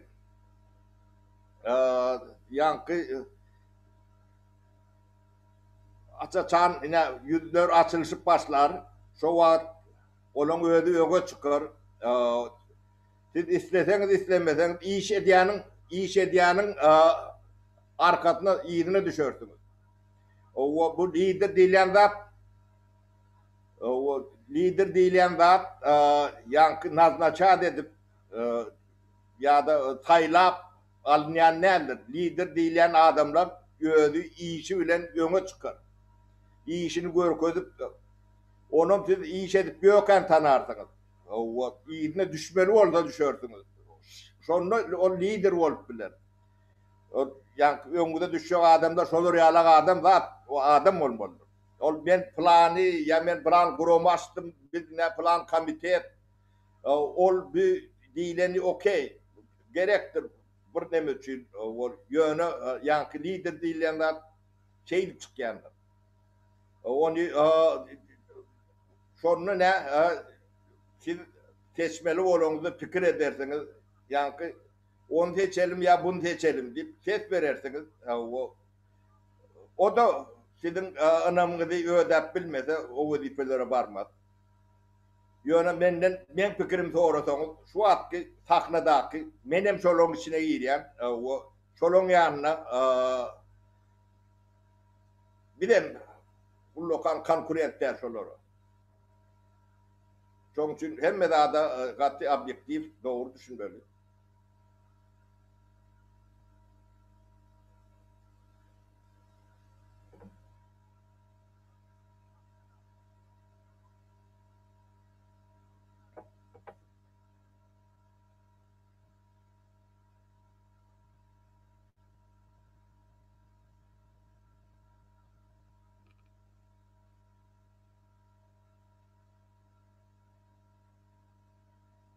O hakikat o Kerim Nazar deme sorun var hakikat aydılsa gözünde yakın ok mu diyen dahile sorun var ay hakikat var da gurulun ediyen son bir yapsın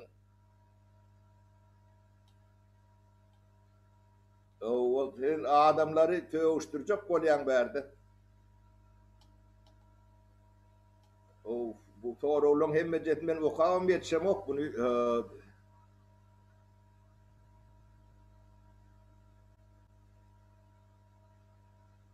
o o men deme görüm ok daha yes niye de kan daha yes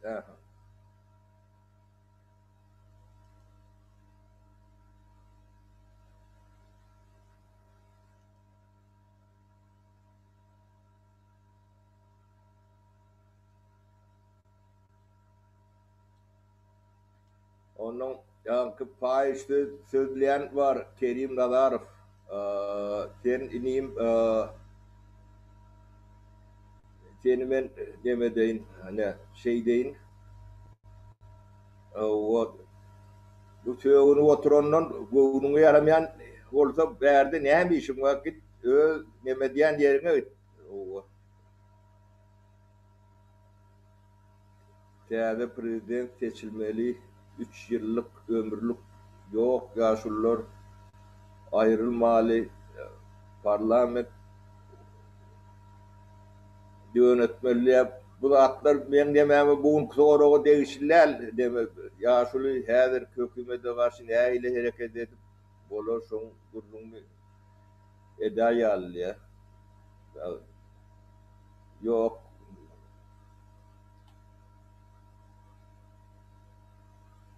hava ne demede ne Kerim Nazarov yalak ne edilsen aşağında ya da o türlüne şular yalak edil yanında kan oğurun neydi verip bor. Ha? Edermen Türkmen. O Ahmet Türkmen diyen Nazarov Karam sen günün o birbirine tövük başladı oluyor. Kerim sen ecen ne vay. Deme adamlar paylaşlat yazma haşe diyen bizim Türkmenistan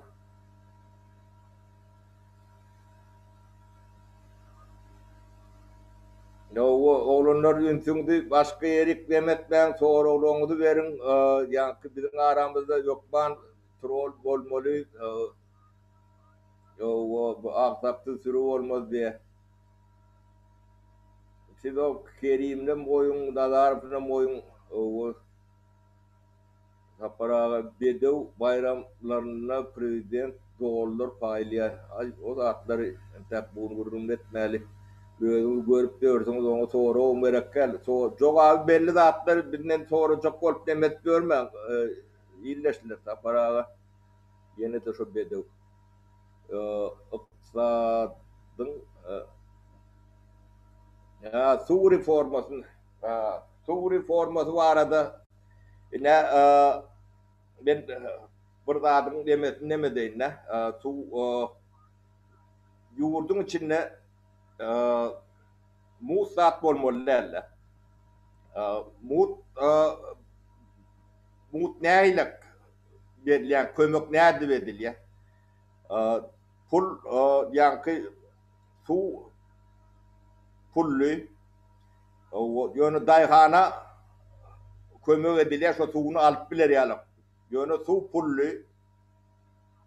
ödem yankı servisine ötüşüne yeter yalak derecede baka o bir direkt soğurma yalak onun yankı su tışıtlama teknolojisini doğru bir cay edip bilir yalak size de su hizmetini doğru ve garantili verip bilir yalak bilmesi için ediliyor da yani hemen iktisadiyetin yankı dolanışını tiyitleştiriyor. İktisadiyette muhtatlar yankı iktisadi dolanışının demesin tiyitliğini ağırlayanlar. Bu katı delilli de attır. Yani pul yankı size kömür edilecek orada yankı dayhana başka yollar bilen kömür ediliyendir. Yani pul yani su pullu olmasa bizim sahandan çıkan yerimiz elimizde ama şu miktarda ya bunların kendi miktarda olur. Su öngöp defisi. En kımmetli adımız bizim sudur. Bilim bilgi ondan suumuzdur. Su yokman pullu olmalı ödem yetkisini demeden noğla getirir yalak yankı yere tızma yalak yankı turvalar bilen patribitile yankı ulunuca barar yalak o da israf tırşitli ulunur yalak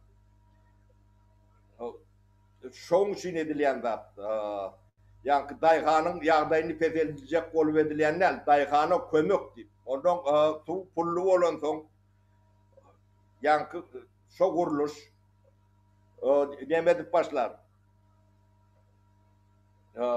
yankı bu toroyun ben bu toroyun ondan aytalım bir minut dur yankı şo su edarası dayhanın suyu tavşitli ullanması için türlü demeleri täze teknolojileri halka yetirmek için şon täzeden demetmek için özü zainterese olunur. Şey hem suyumuz ekonom olur Hemen dayhan täze su orduş sistemalarına yani zainteresavat ediler de.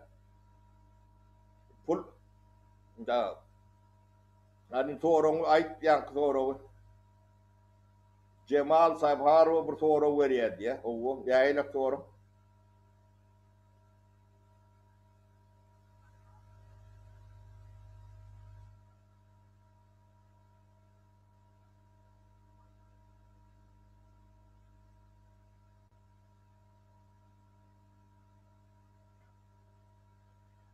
Saparağa yani yine de bir gaytalı soru men спецслужба düşündüm.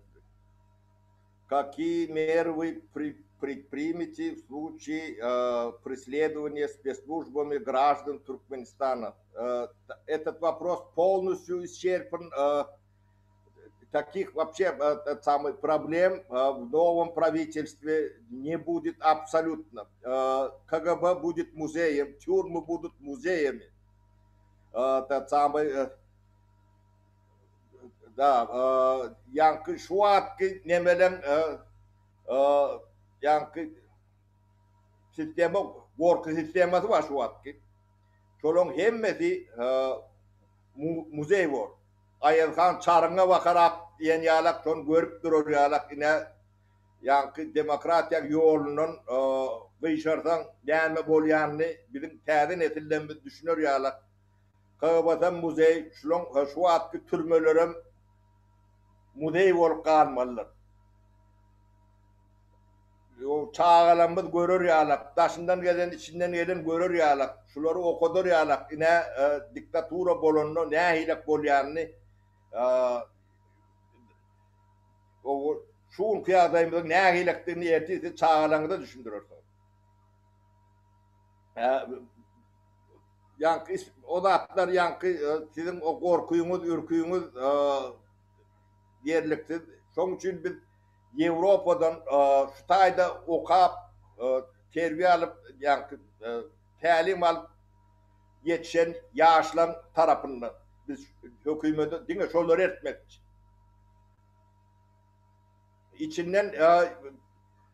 İçinden katı selçen yankı devavi koronavirüs yalak korrupsiya virüsünü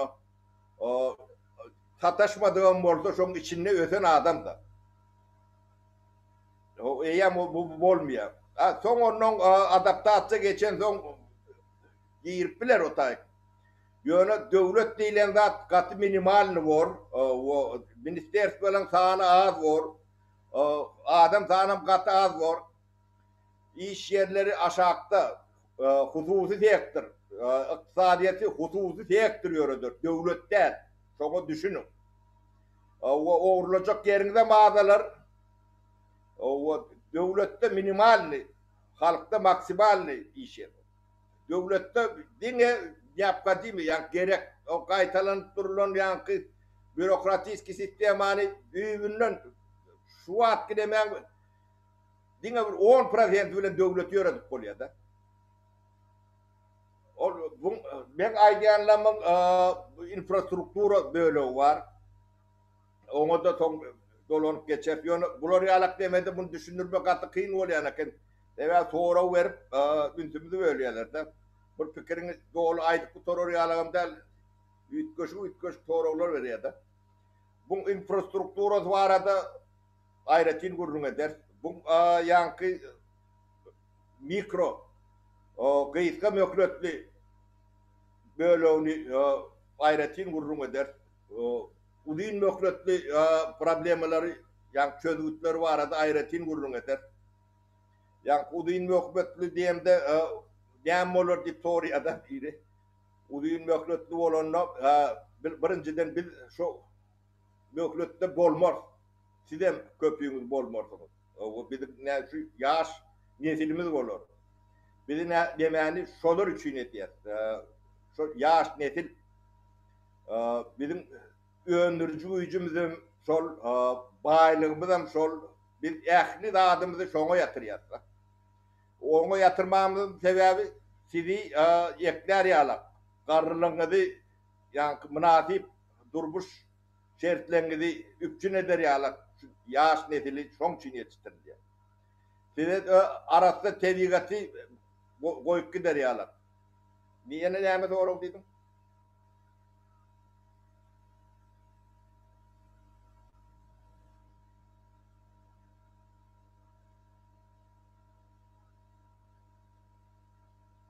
Guruluşlar var arada şu atki gidip duran guruluşlar yani elinden alırlar diyem. Näme diyem?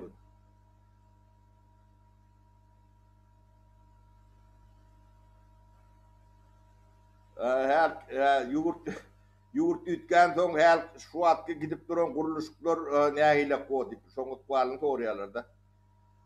Ben edil konkretne haýdy guruluşum gidip duran haýdyň gitmänini näme bile bu. O proyektden hemme revize ediler. O taýda ýanky gerek geldi birinci meselesi. O ikinci meselesi bahati. Üçüncü meselesi rotayda korrupsiyon skema o nähile bolupdyr. O iýdarlanar, cezalanır, o gerekli obyekt olsa dowam ettirler. Ýa ýöne real bahati bilen o eýleklerim ýa büdjetde kesip alan pullaryny ýygyna getirirler. Şeyle var.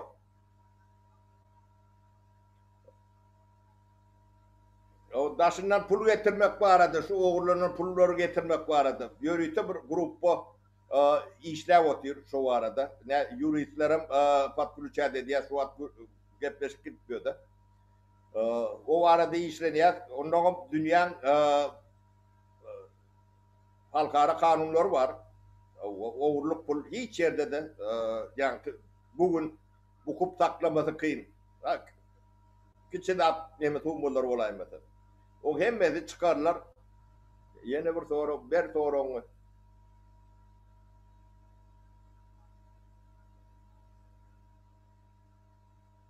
Yankı metbuat barada, biz iqtisadet barada gurrun ediyat.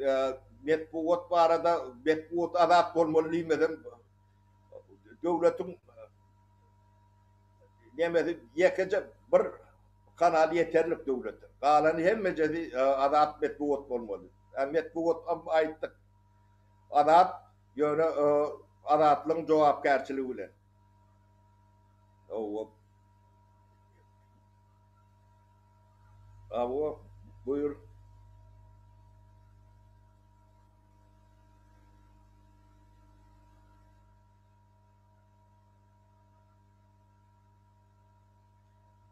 Yer arendesi arada sonra verdiler diye şertname boyunca yer hududu olur adamlar.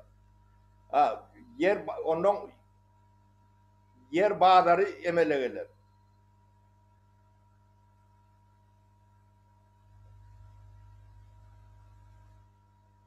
Bir cana diye oluşu demek.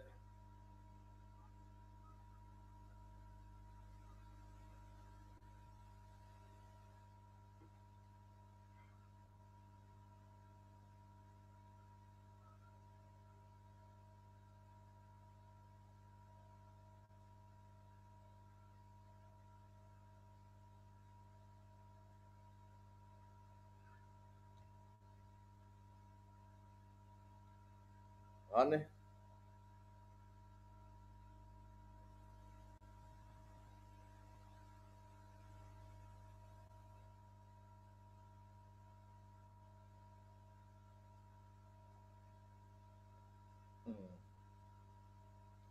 yankı diyarın yurttaşına oğurlan pulu var arada sonra verdiler de. Yankı şu deme gruppa diyen demem ma şolar şopulunun üstünde işleşip ölürde. Berlin'de o pullarım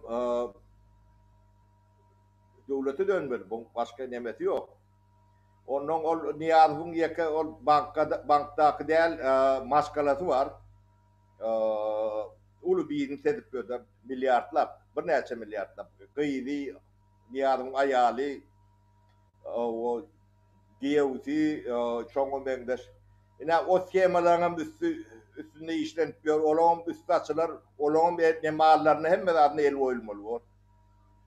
Bir de Muhammed'in nemeler var. Bir yan ucundan giriş başladılar. Bunun gidecek yerleri yok. Önkü uğrayım, son uğrayım, o 20. asırda, 20. asır. Şimdi profesyonel adamlarımız da güçlü. Onun hem mecesinin iyinlerini çendigidiler. Yani, halafet polyan bir köpü var orada halafetler.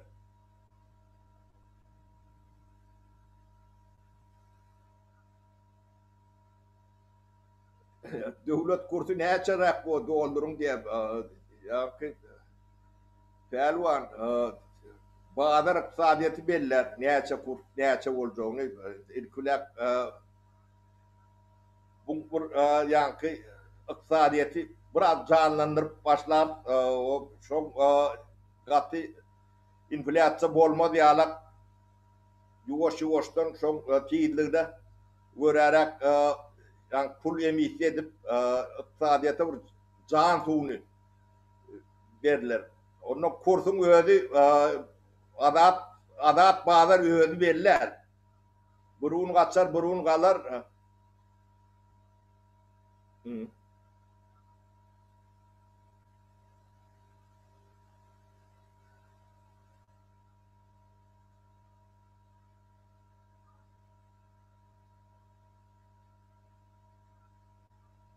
İşte Burak Bey, bakın arkadaşlar, Türkmenistan Devlet Başkanı Kurbanquli Berdimuhamedov sizlerden Azrail gibi korkuyor. Onların yeter ki sizler isteyin diye. Biz isteyen arkadaş düşünmeyenlere düşündürün yani bizden niye Berdimuhamedov İsrail'le mervet korkuyor diye. Siz isteseniz oluyor diye de hem bedat olur diye. O biz isteyen o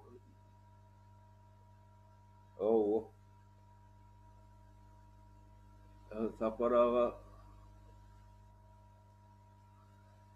karpuz eksem ne aylak olur.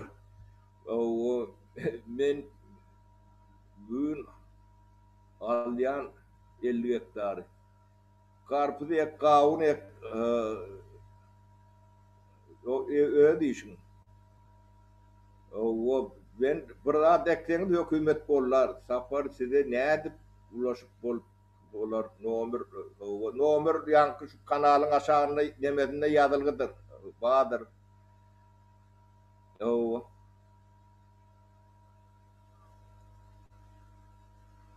ah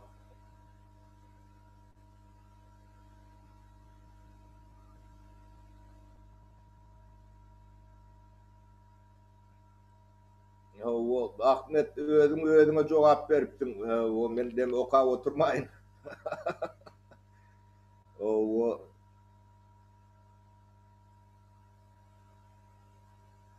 O Marin Levav'ın yağdayın soruya. O adamlar bilem sizi yalak seyredi otuyor. Ne aile kol yani. O deme bugünkü meselede oluyor canımda ağrıya seyret. Sizin bilyen dağıtlarınızdan kendi dağıt bilem yok. Devlete görüp görürsün. Kara bazarı ortadan ayrıp olur mu? O kara oduruyalak bazarı yattan çıkarırsınız. O haftam ol avtomatiski yok olup gidiyor. Şunun için biz bu platformasını yani matritsasını o, o Avrupa'da da edil şu bizim aydan dağıtlamızın hemmecesi yok. Ben şu programını 1998 yıl yazdım. Şu devletin iktisadi programmasını, sosyal devletin yani mekanizmler vardı. Şu at yönetide yardıma düşenlerdi sonra ay beriyende ben onu doğru yol demesine peçatem ettim. Yani KGB'nin arşivlerinde bağdır olur. Giden o devlet programı o 50-60 sayfalık. Ondan ben o sayeti yaptım. O 5-6 sefer o öğümü tazeledim. Her göçümde de şimdi elmalık gidiyenle yeka. O ben elimde o yazgılarım yok. O yani Kağıban arşivinde vardır. Sebebi biz monitör de diyorlar da katı olur. O da atları ben gerek olsa yağıtlap bilen büyük bir yankı dine Şveç yankı değil. Yani Avrupa devletlerinin, dünya devletinin tecrübesinden alınan neme.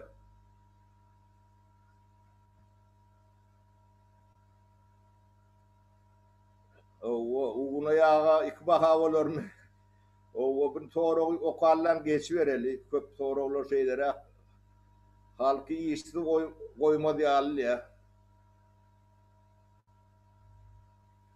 Bank sistemi var da diye bank sistemi var da o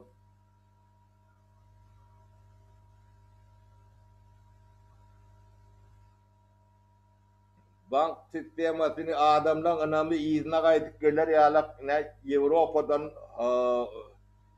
kontrollü nemeli sistema sotayda oturdular yalak edilen o adamlar yani ya banka önemli kadar yalak görüntü komisya o Türkmen devletine karıştı o gerek olsa o bir yıllık 2 yıllık işgärler getirdiler. Я повторяю вопрос, куда можно отправить помощь денег для нуждающихся туркменистанцам. Халмурат Союнов открыл счет, но куда? Товарищ, свяжитесь с ним, у него есть все детали в его сайте или позвоните ему. Şakiyev tema bir yolları bağdıradi. Düşmedim. Dayıkançılık barada fikrini aytsanız o olurdu. Dayıkançılık barada ayttığa bunu kaytalap oturmağa ya dinleyen yok mu? Hususi sektör östürmeli o saparağa soruları koyup umumi programanız aydık vereyim de. Umumi programını ben ayratin o ayratin şeyle bunu gepleşik derlen ayratin gepleşik eden bunu bugün bir tinak görüldük de bu dahilek kolya gürlöşöňüzde ýöne gönü gürlöşöňüzde de beýle neme ullokan neme bolanok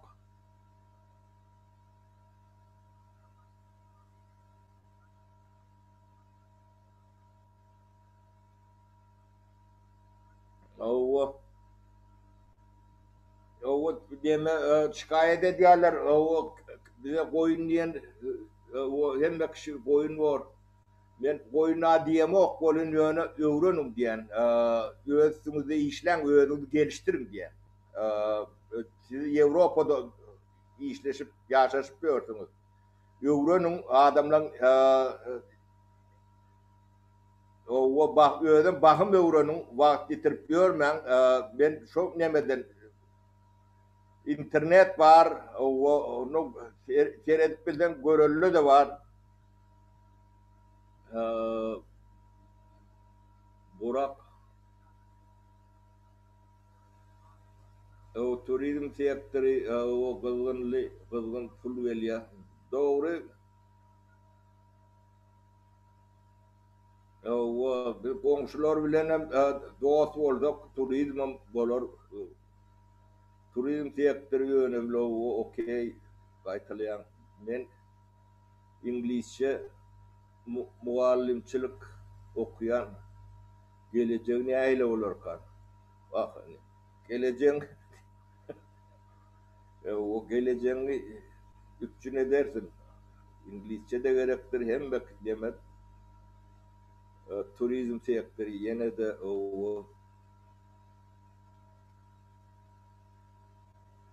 işsizlik var da demediler de işsizlik o söylenir yönü işsizliğin bir demesi vardır yankı hak tölün ya yönetide kâr öwredilýändir.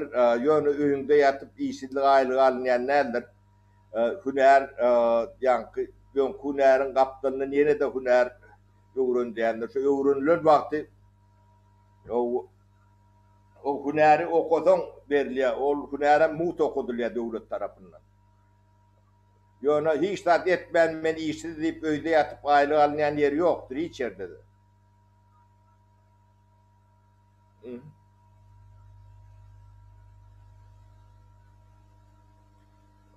Это Цапарага, можно ли Леваби избежать таких последствий, как в Левабе, да, используя ваш опыт строительства? Вот. Şu tevi wat bet bahçelerin in deme durumun nemeti gatı var. Yeko der fiille de bizim öylemiz yüzer gider son tutup koyayım balı. O esası kararlı. Gözüm gören okten okozana kömek etti bana.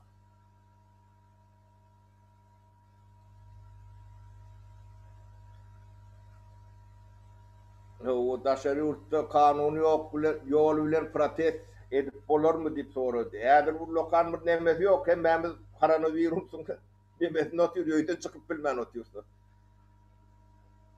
O şoň için bir mesele var şu an bizim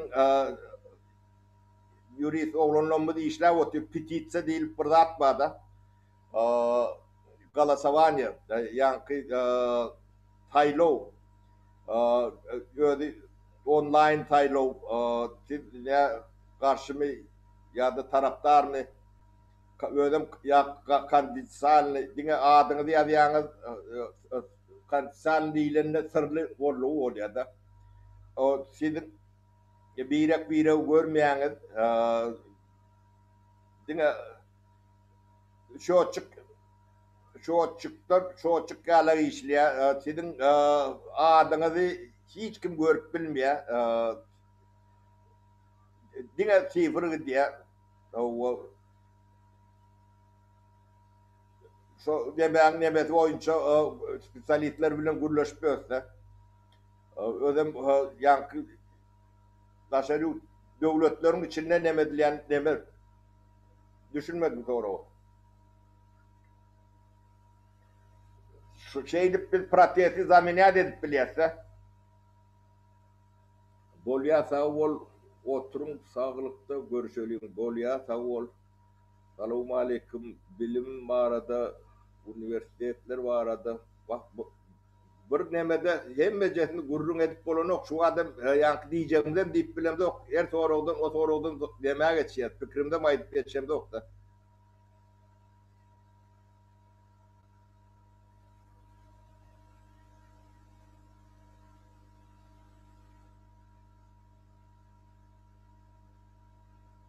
Алло, я не на передаче. Ne? Eşitýän meni?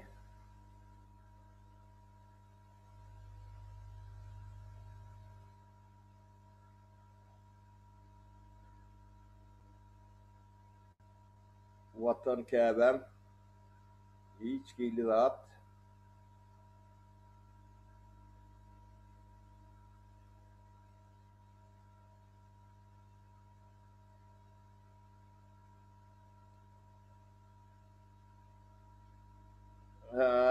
vatan käbem hiç bir zat öwrenip bilmedim. O özüm ekonomist diýdim. Men de haýsy soraglaryň gitdim men o ýene de ştaýk kopýasyny ýaz men okaýyn vatan käbem täzeden sonra yani oku näme diýe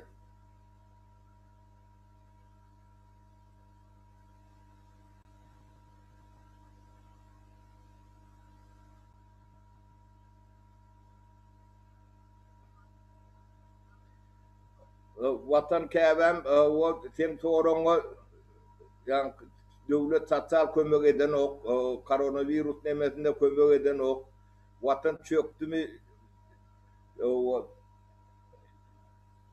şuunki gururumuz esası nemesi, şuun etmedik, ertirem etmez, düğünem etmediğini biliyoruz. Biz şoň üçin guruluşup otur. Devlet çökün, hükümet diýilen zat ýok Türkmenistan'da. Gazyna boş, bir topor garakçy devleti edare edýär. Bundan sen sosyal kömegi hantama. Bu nämetini tama edýän, nämetini umyd edýän. Siz özüňiz bir ýanky ýagdaýlara şeýle bir insan bolup seredip göreňokmy? O özüňde bir ekonomist diýäňiz, ekonomist bolup ondan şu zatlary düşünmeseň, niräň ekonomist eden? O bir zat owurlanıp giden soň oň nähilek ekonomikasy bolar. Döwlet tozdurulur.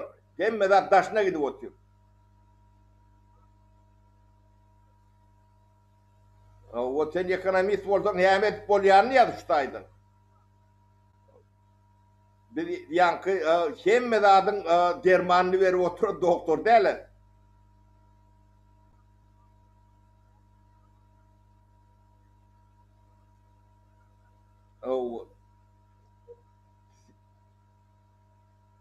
O yalaňaç götde näme bolýan siz biz bilen pöýleş, o bize bileli. Biz ýöne bilýänimizi aýdýar. Seni bilýäniňi aýtdan paýlaş. Käbä. Ödüm watan käbä. O teklip berin. Sizem benden ütköşük adam däl, menem sizin biriňiz ýalak bir watandaş. Bir ütköşük demem ýok. Sizin öňünizde de bir ütköşük artık borcum yok, vergim yok size. Ya siz doğru düşünün. Ben bir vatandaşını diyalak bileni paylaşan siz bilen. Aklan verem o. Gerek olmasa alma bunu.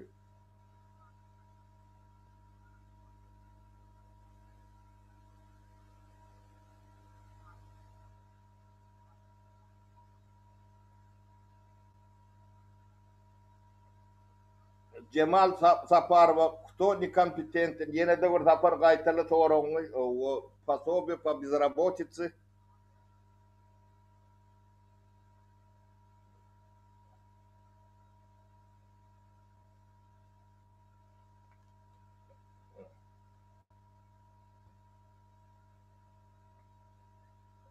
Yankı Cemal Saparova, hem yurtta işsizlik var da пособие verilýär ya da orça ya da ben Türkmençe tercüme edeyim. O verilýär, däýlek verilýäni bilýän mi? O sen ömrüňi işsiz ýatyp diňe пособие alyp ýatan adam görüpmidin? Ol diňe Sowet Soýuzundan gelen adamdan mental pikiri şolong birem özüňiz bolmaly. Her yerde bir hem zahmet bir var. Пособие da var. Ýöne пособие sana öýde ýatanyň üçin berilýänler. Sen ýap o iş ýeri bakan sana ömrüň ötýänçe пособие tölenýän ýeri ýok. Sen nireden kompetentli bolýan? Bu soraglary berýän.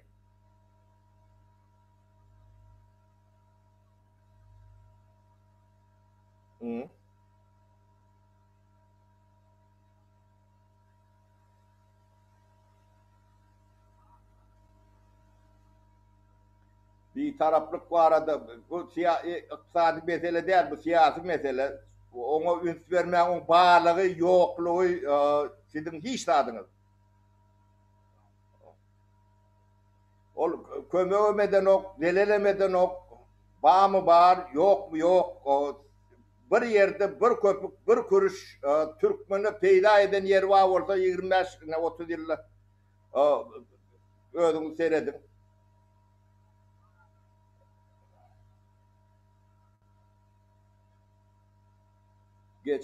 Geçeli. Haramulini yok etmeli, ovo yok etmeli. Можно ли восстановить земли испорченные посевом хлопка? Ну, смотря где как. Oku za oku. Yok on yankı rehabilitasyon edip polyan demez var da yankı şorluğun vazvratla nemeden yerleri var da o tayini rehabilitasyon etmek ekrançılığı için etmek kıyın yönü teyde teknolojiler yankı ovu hocaluğunu yukarı ötüyede yok neme yankı etaj ötüyede Şoloriyalak sistemada ulan olur yer oluyor da o tayda yerde daha bekle nokta. Aeroponik diye, hidroponik diye şoloriyalak demelerde ulanılıyor. Başka hı hı.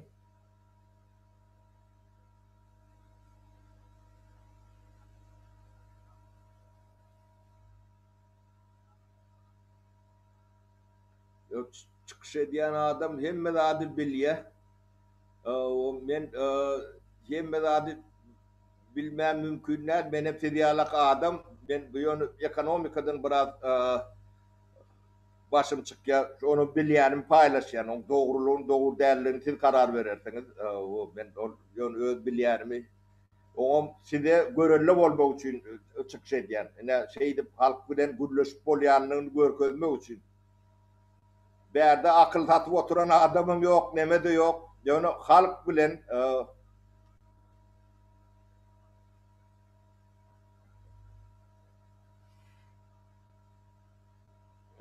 ben yönü size adamlar halk bilen yani öz milleti bilen rahat televizyonun önüne çıkıp şeydi gürleşip bilye, gürleşip bolya, gürleşmeli deyip şuna nusko bolsun deyip yürüt çıkış ediyenler. Bu tayda bir ullokan bir deme de değil. Bu size görüllülük 5 milyon Türkmen var. Size o çıkıp şey birek bilen gürleşip fikir alışıp hem problemler dine gürlep çözülendir. Gürleşip fikir alışıp şey çözülmelidir. Size böyle görünlü olmak için deme diyen ben. Yani şu da atları. Burada bir yaş olanlar vardır. Bu da atları alıp götürüp bizden kovum eder. Bir burada da kan tamam oluyor demiz o. Ne vazifeniz gerek. Sizin tav olsun mu gerek gelmez. Ama tav olsun verilip görülen adam derler. Yani bir vatandaş hükümünü bilen maydır. Слушаю. Где?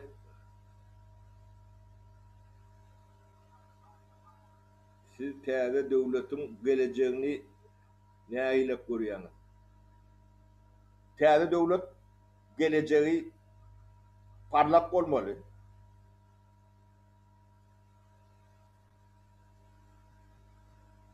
Как? Повтори вопрос. O teyze devlet teyze prezidentten başlıyor. Bilmeyenler için yeni de bir kaytalayın. Doğru kendi veriyor. Avrupan ekonomikası Avrupan yani.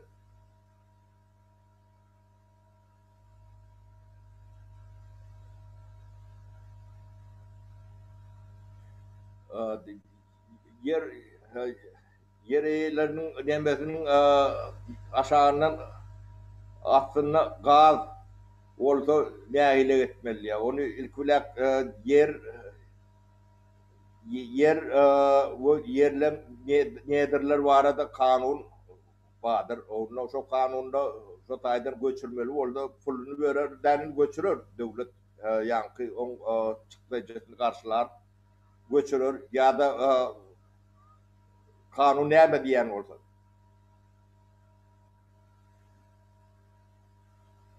Tarif seme.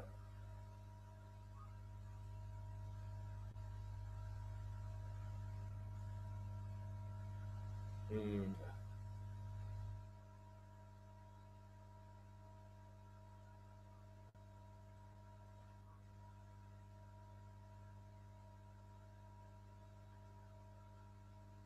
O deme adı näme diýdin? Çary ýypsama o deme sen bu uzun perspektiwan gurrun diýende ýanky o perspektiwada ikimiz bolmaz. Çary o bizim çağalarımız yankı iyimizdaki yetiştirecek nesilimiz o galiya. Onlar o nimetmelliğini şu doğurda nimetmelliğini bizden kovular. Biz şoları akıllı ya şu an kuvun Avrupa bizden nuska oldu. O ya Demiral Kare'den nuskalarını.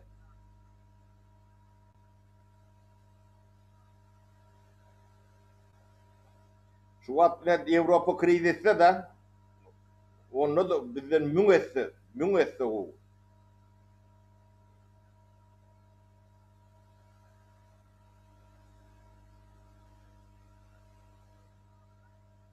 O Avrupa'da ne öyle oturuyorlar 2500 pund ya da euro aylık oturuyorlar.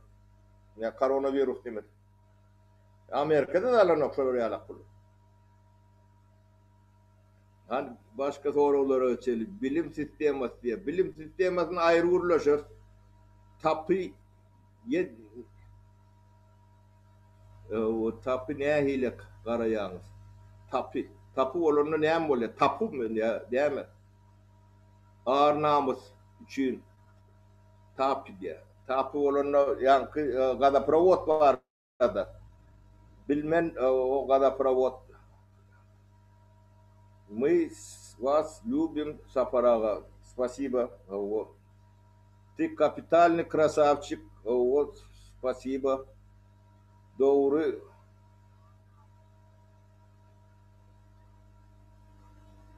Как обеспечить прозрачный бюджет?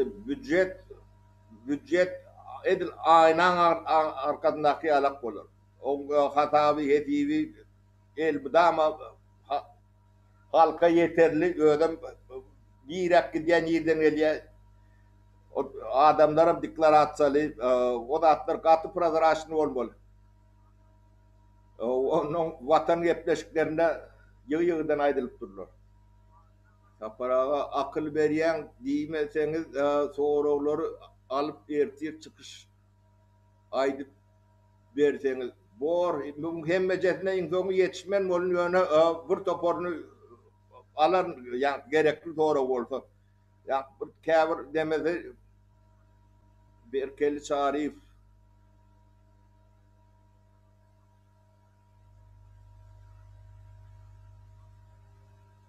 O teyze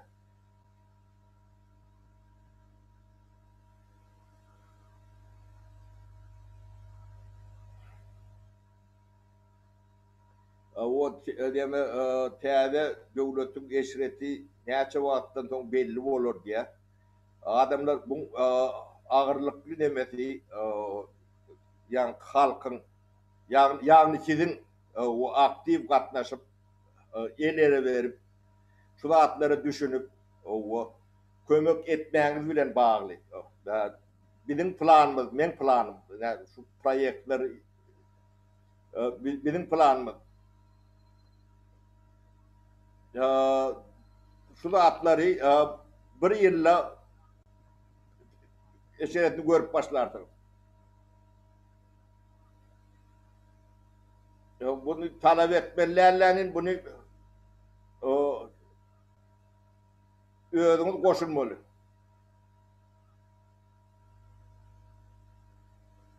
Siz bilen etmeli bu zatları.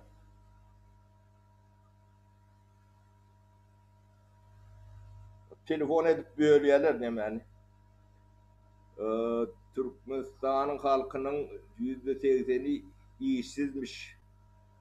O bunu biliyor, yankı iş yer var arada ayretin gurrun edecek. Ne bunu torunu yazıvalayan ben bu zatlar var arada ayretin fikirlenmedi. Bilim sisteması son kubur gepleşikte indiki gepleşiğim bilem ok size nehilek bırakat ben hep de bir gün şular yalak peridaça etmeye düşünüyenler. İkinci gün olan kovmaya üçüncü gün saat ne Şubat vakti bilen 4'te başladık da şu adam saat 6 olupdur. Ya da başka gün mü? Şu arada fikrinizi aytsanız ben planım indiki hepti. O indiki hepleşiği ikinci gün her ikinci gün saat Şubat vakti bilen 4'te planlaştırıyor.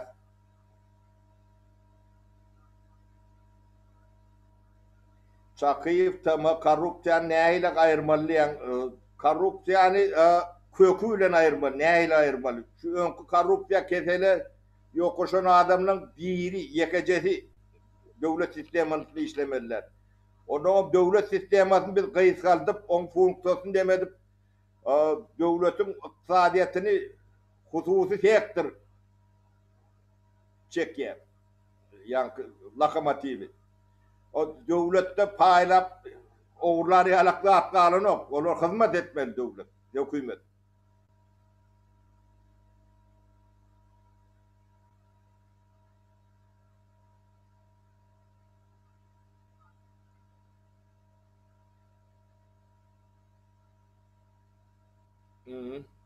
Какие альтернативные способы обогащения страны, кроме продажи нефти и газа, могут быть учитываться в нашу географию? Какие?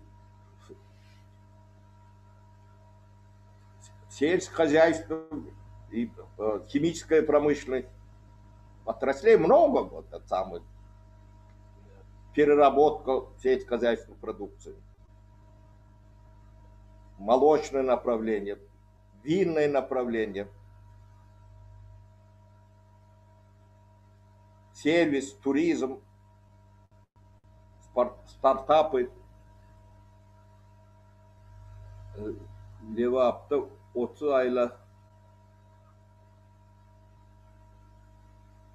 kamardır. Kamardır olanla ne emole? Medvedev. Dimka Medvedev.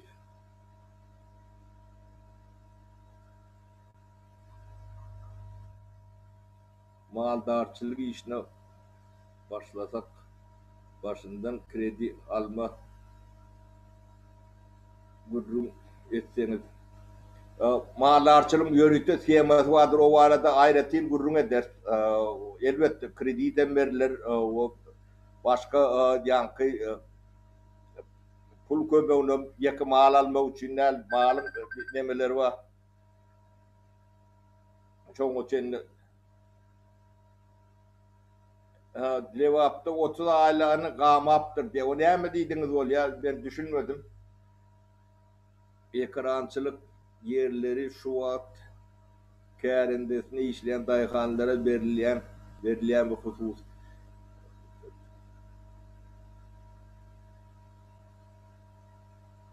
O 30 ayal tutuk ediliptir. Ne için tutuk ediliptir? Yankı yer su reforması geçirilenine hem nemesi var yankı düzgünler.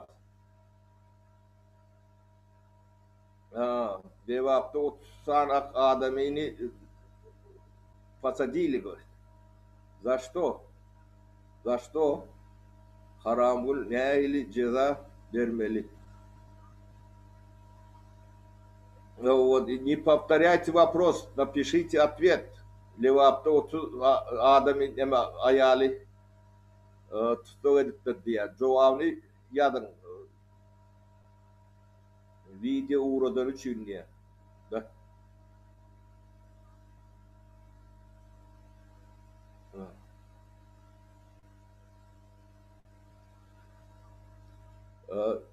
Cevap yazın.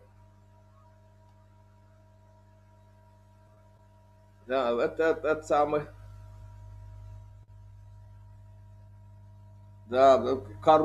Sorular kaytalap veriyorsunuz. Korrupsiya var da ayttık. Adamlar saat 6 oluyor. Ya 2 saat gürleşip oturuyor. Şurada keseliğin bu ben gözümüm ya dedim ben okağım yetişem ok buğuluğumu bir iki tarafı hem siz bilen gurlaşan hem kömekçi bana sonra okuyadı.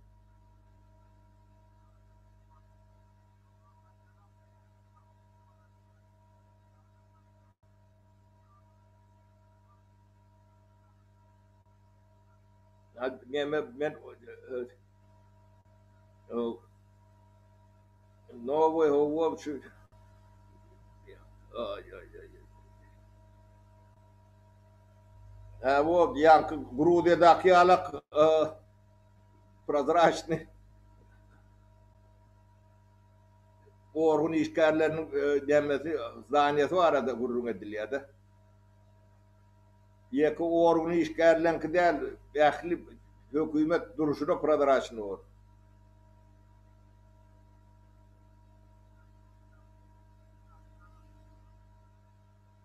O da şeriyuttan mallarçılın yankı tohum tığırları var da aydılya bunu yankı böyle yankı o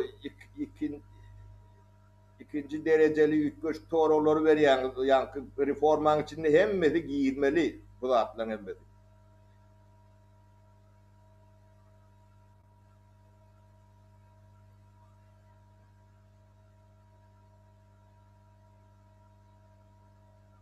O diyeme biz bu torolu Alex biz bu torolu men yadadım. Adamlar başlan ni iki saattan uğrak iki saat 7 minut kurladık.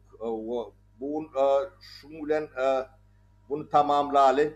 Men torolunu okap bunun içinden gerek demelerin torollarını alan onu ayratayım bir yankı gepleşiklerde ulunur. O adamlar köp sağ olun aktifliğiniz için Neşvat 164 adam 66 adam katılıptır. Katılanın için köp sağ olun. O indiki ikinci o torolunu olsa uyuşur koyun. Yani bir şu toro veren orada hem de şey değişli bollu var onu kaytalap demek ben sebebi gözüm okap yetişen ok torolar akıttı da o da berde de 4-5 tane toro var o cevap ver kolun nokta. Sağ olun adamlar sağ olun adamlar du efirde duşyançak. Ya şunlar bu torolu şimdi bu başlamasını biliyorsan kurtarmasına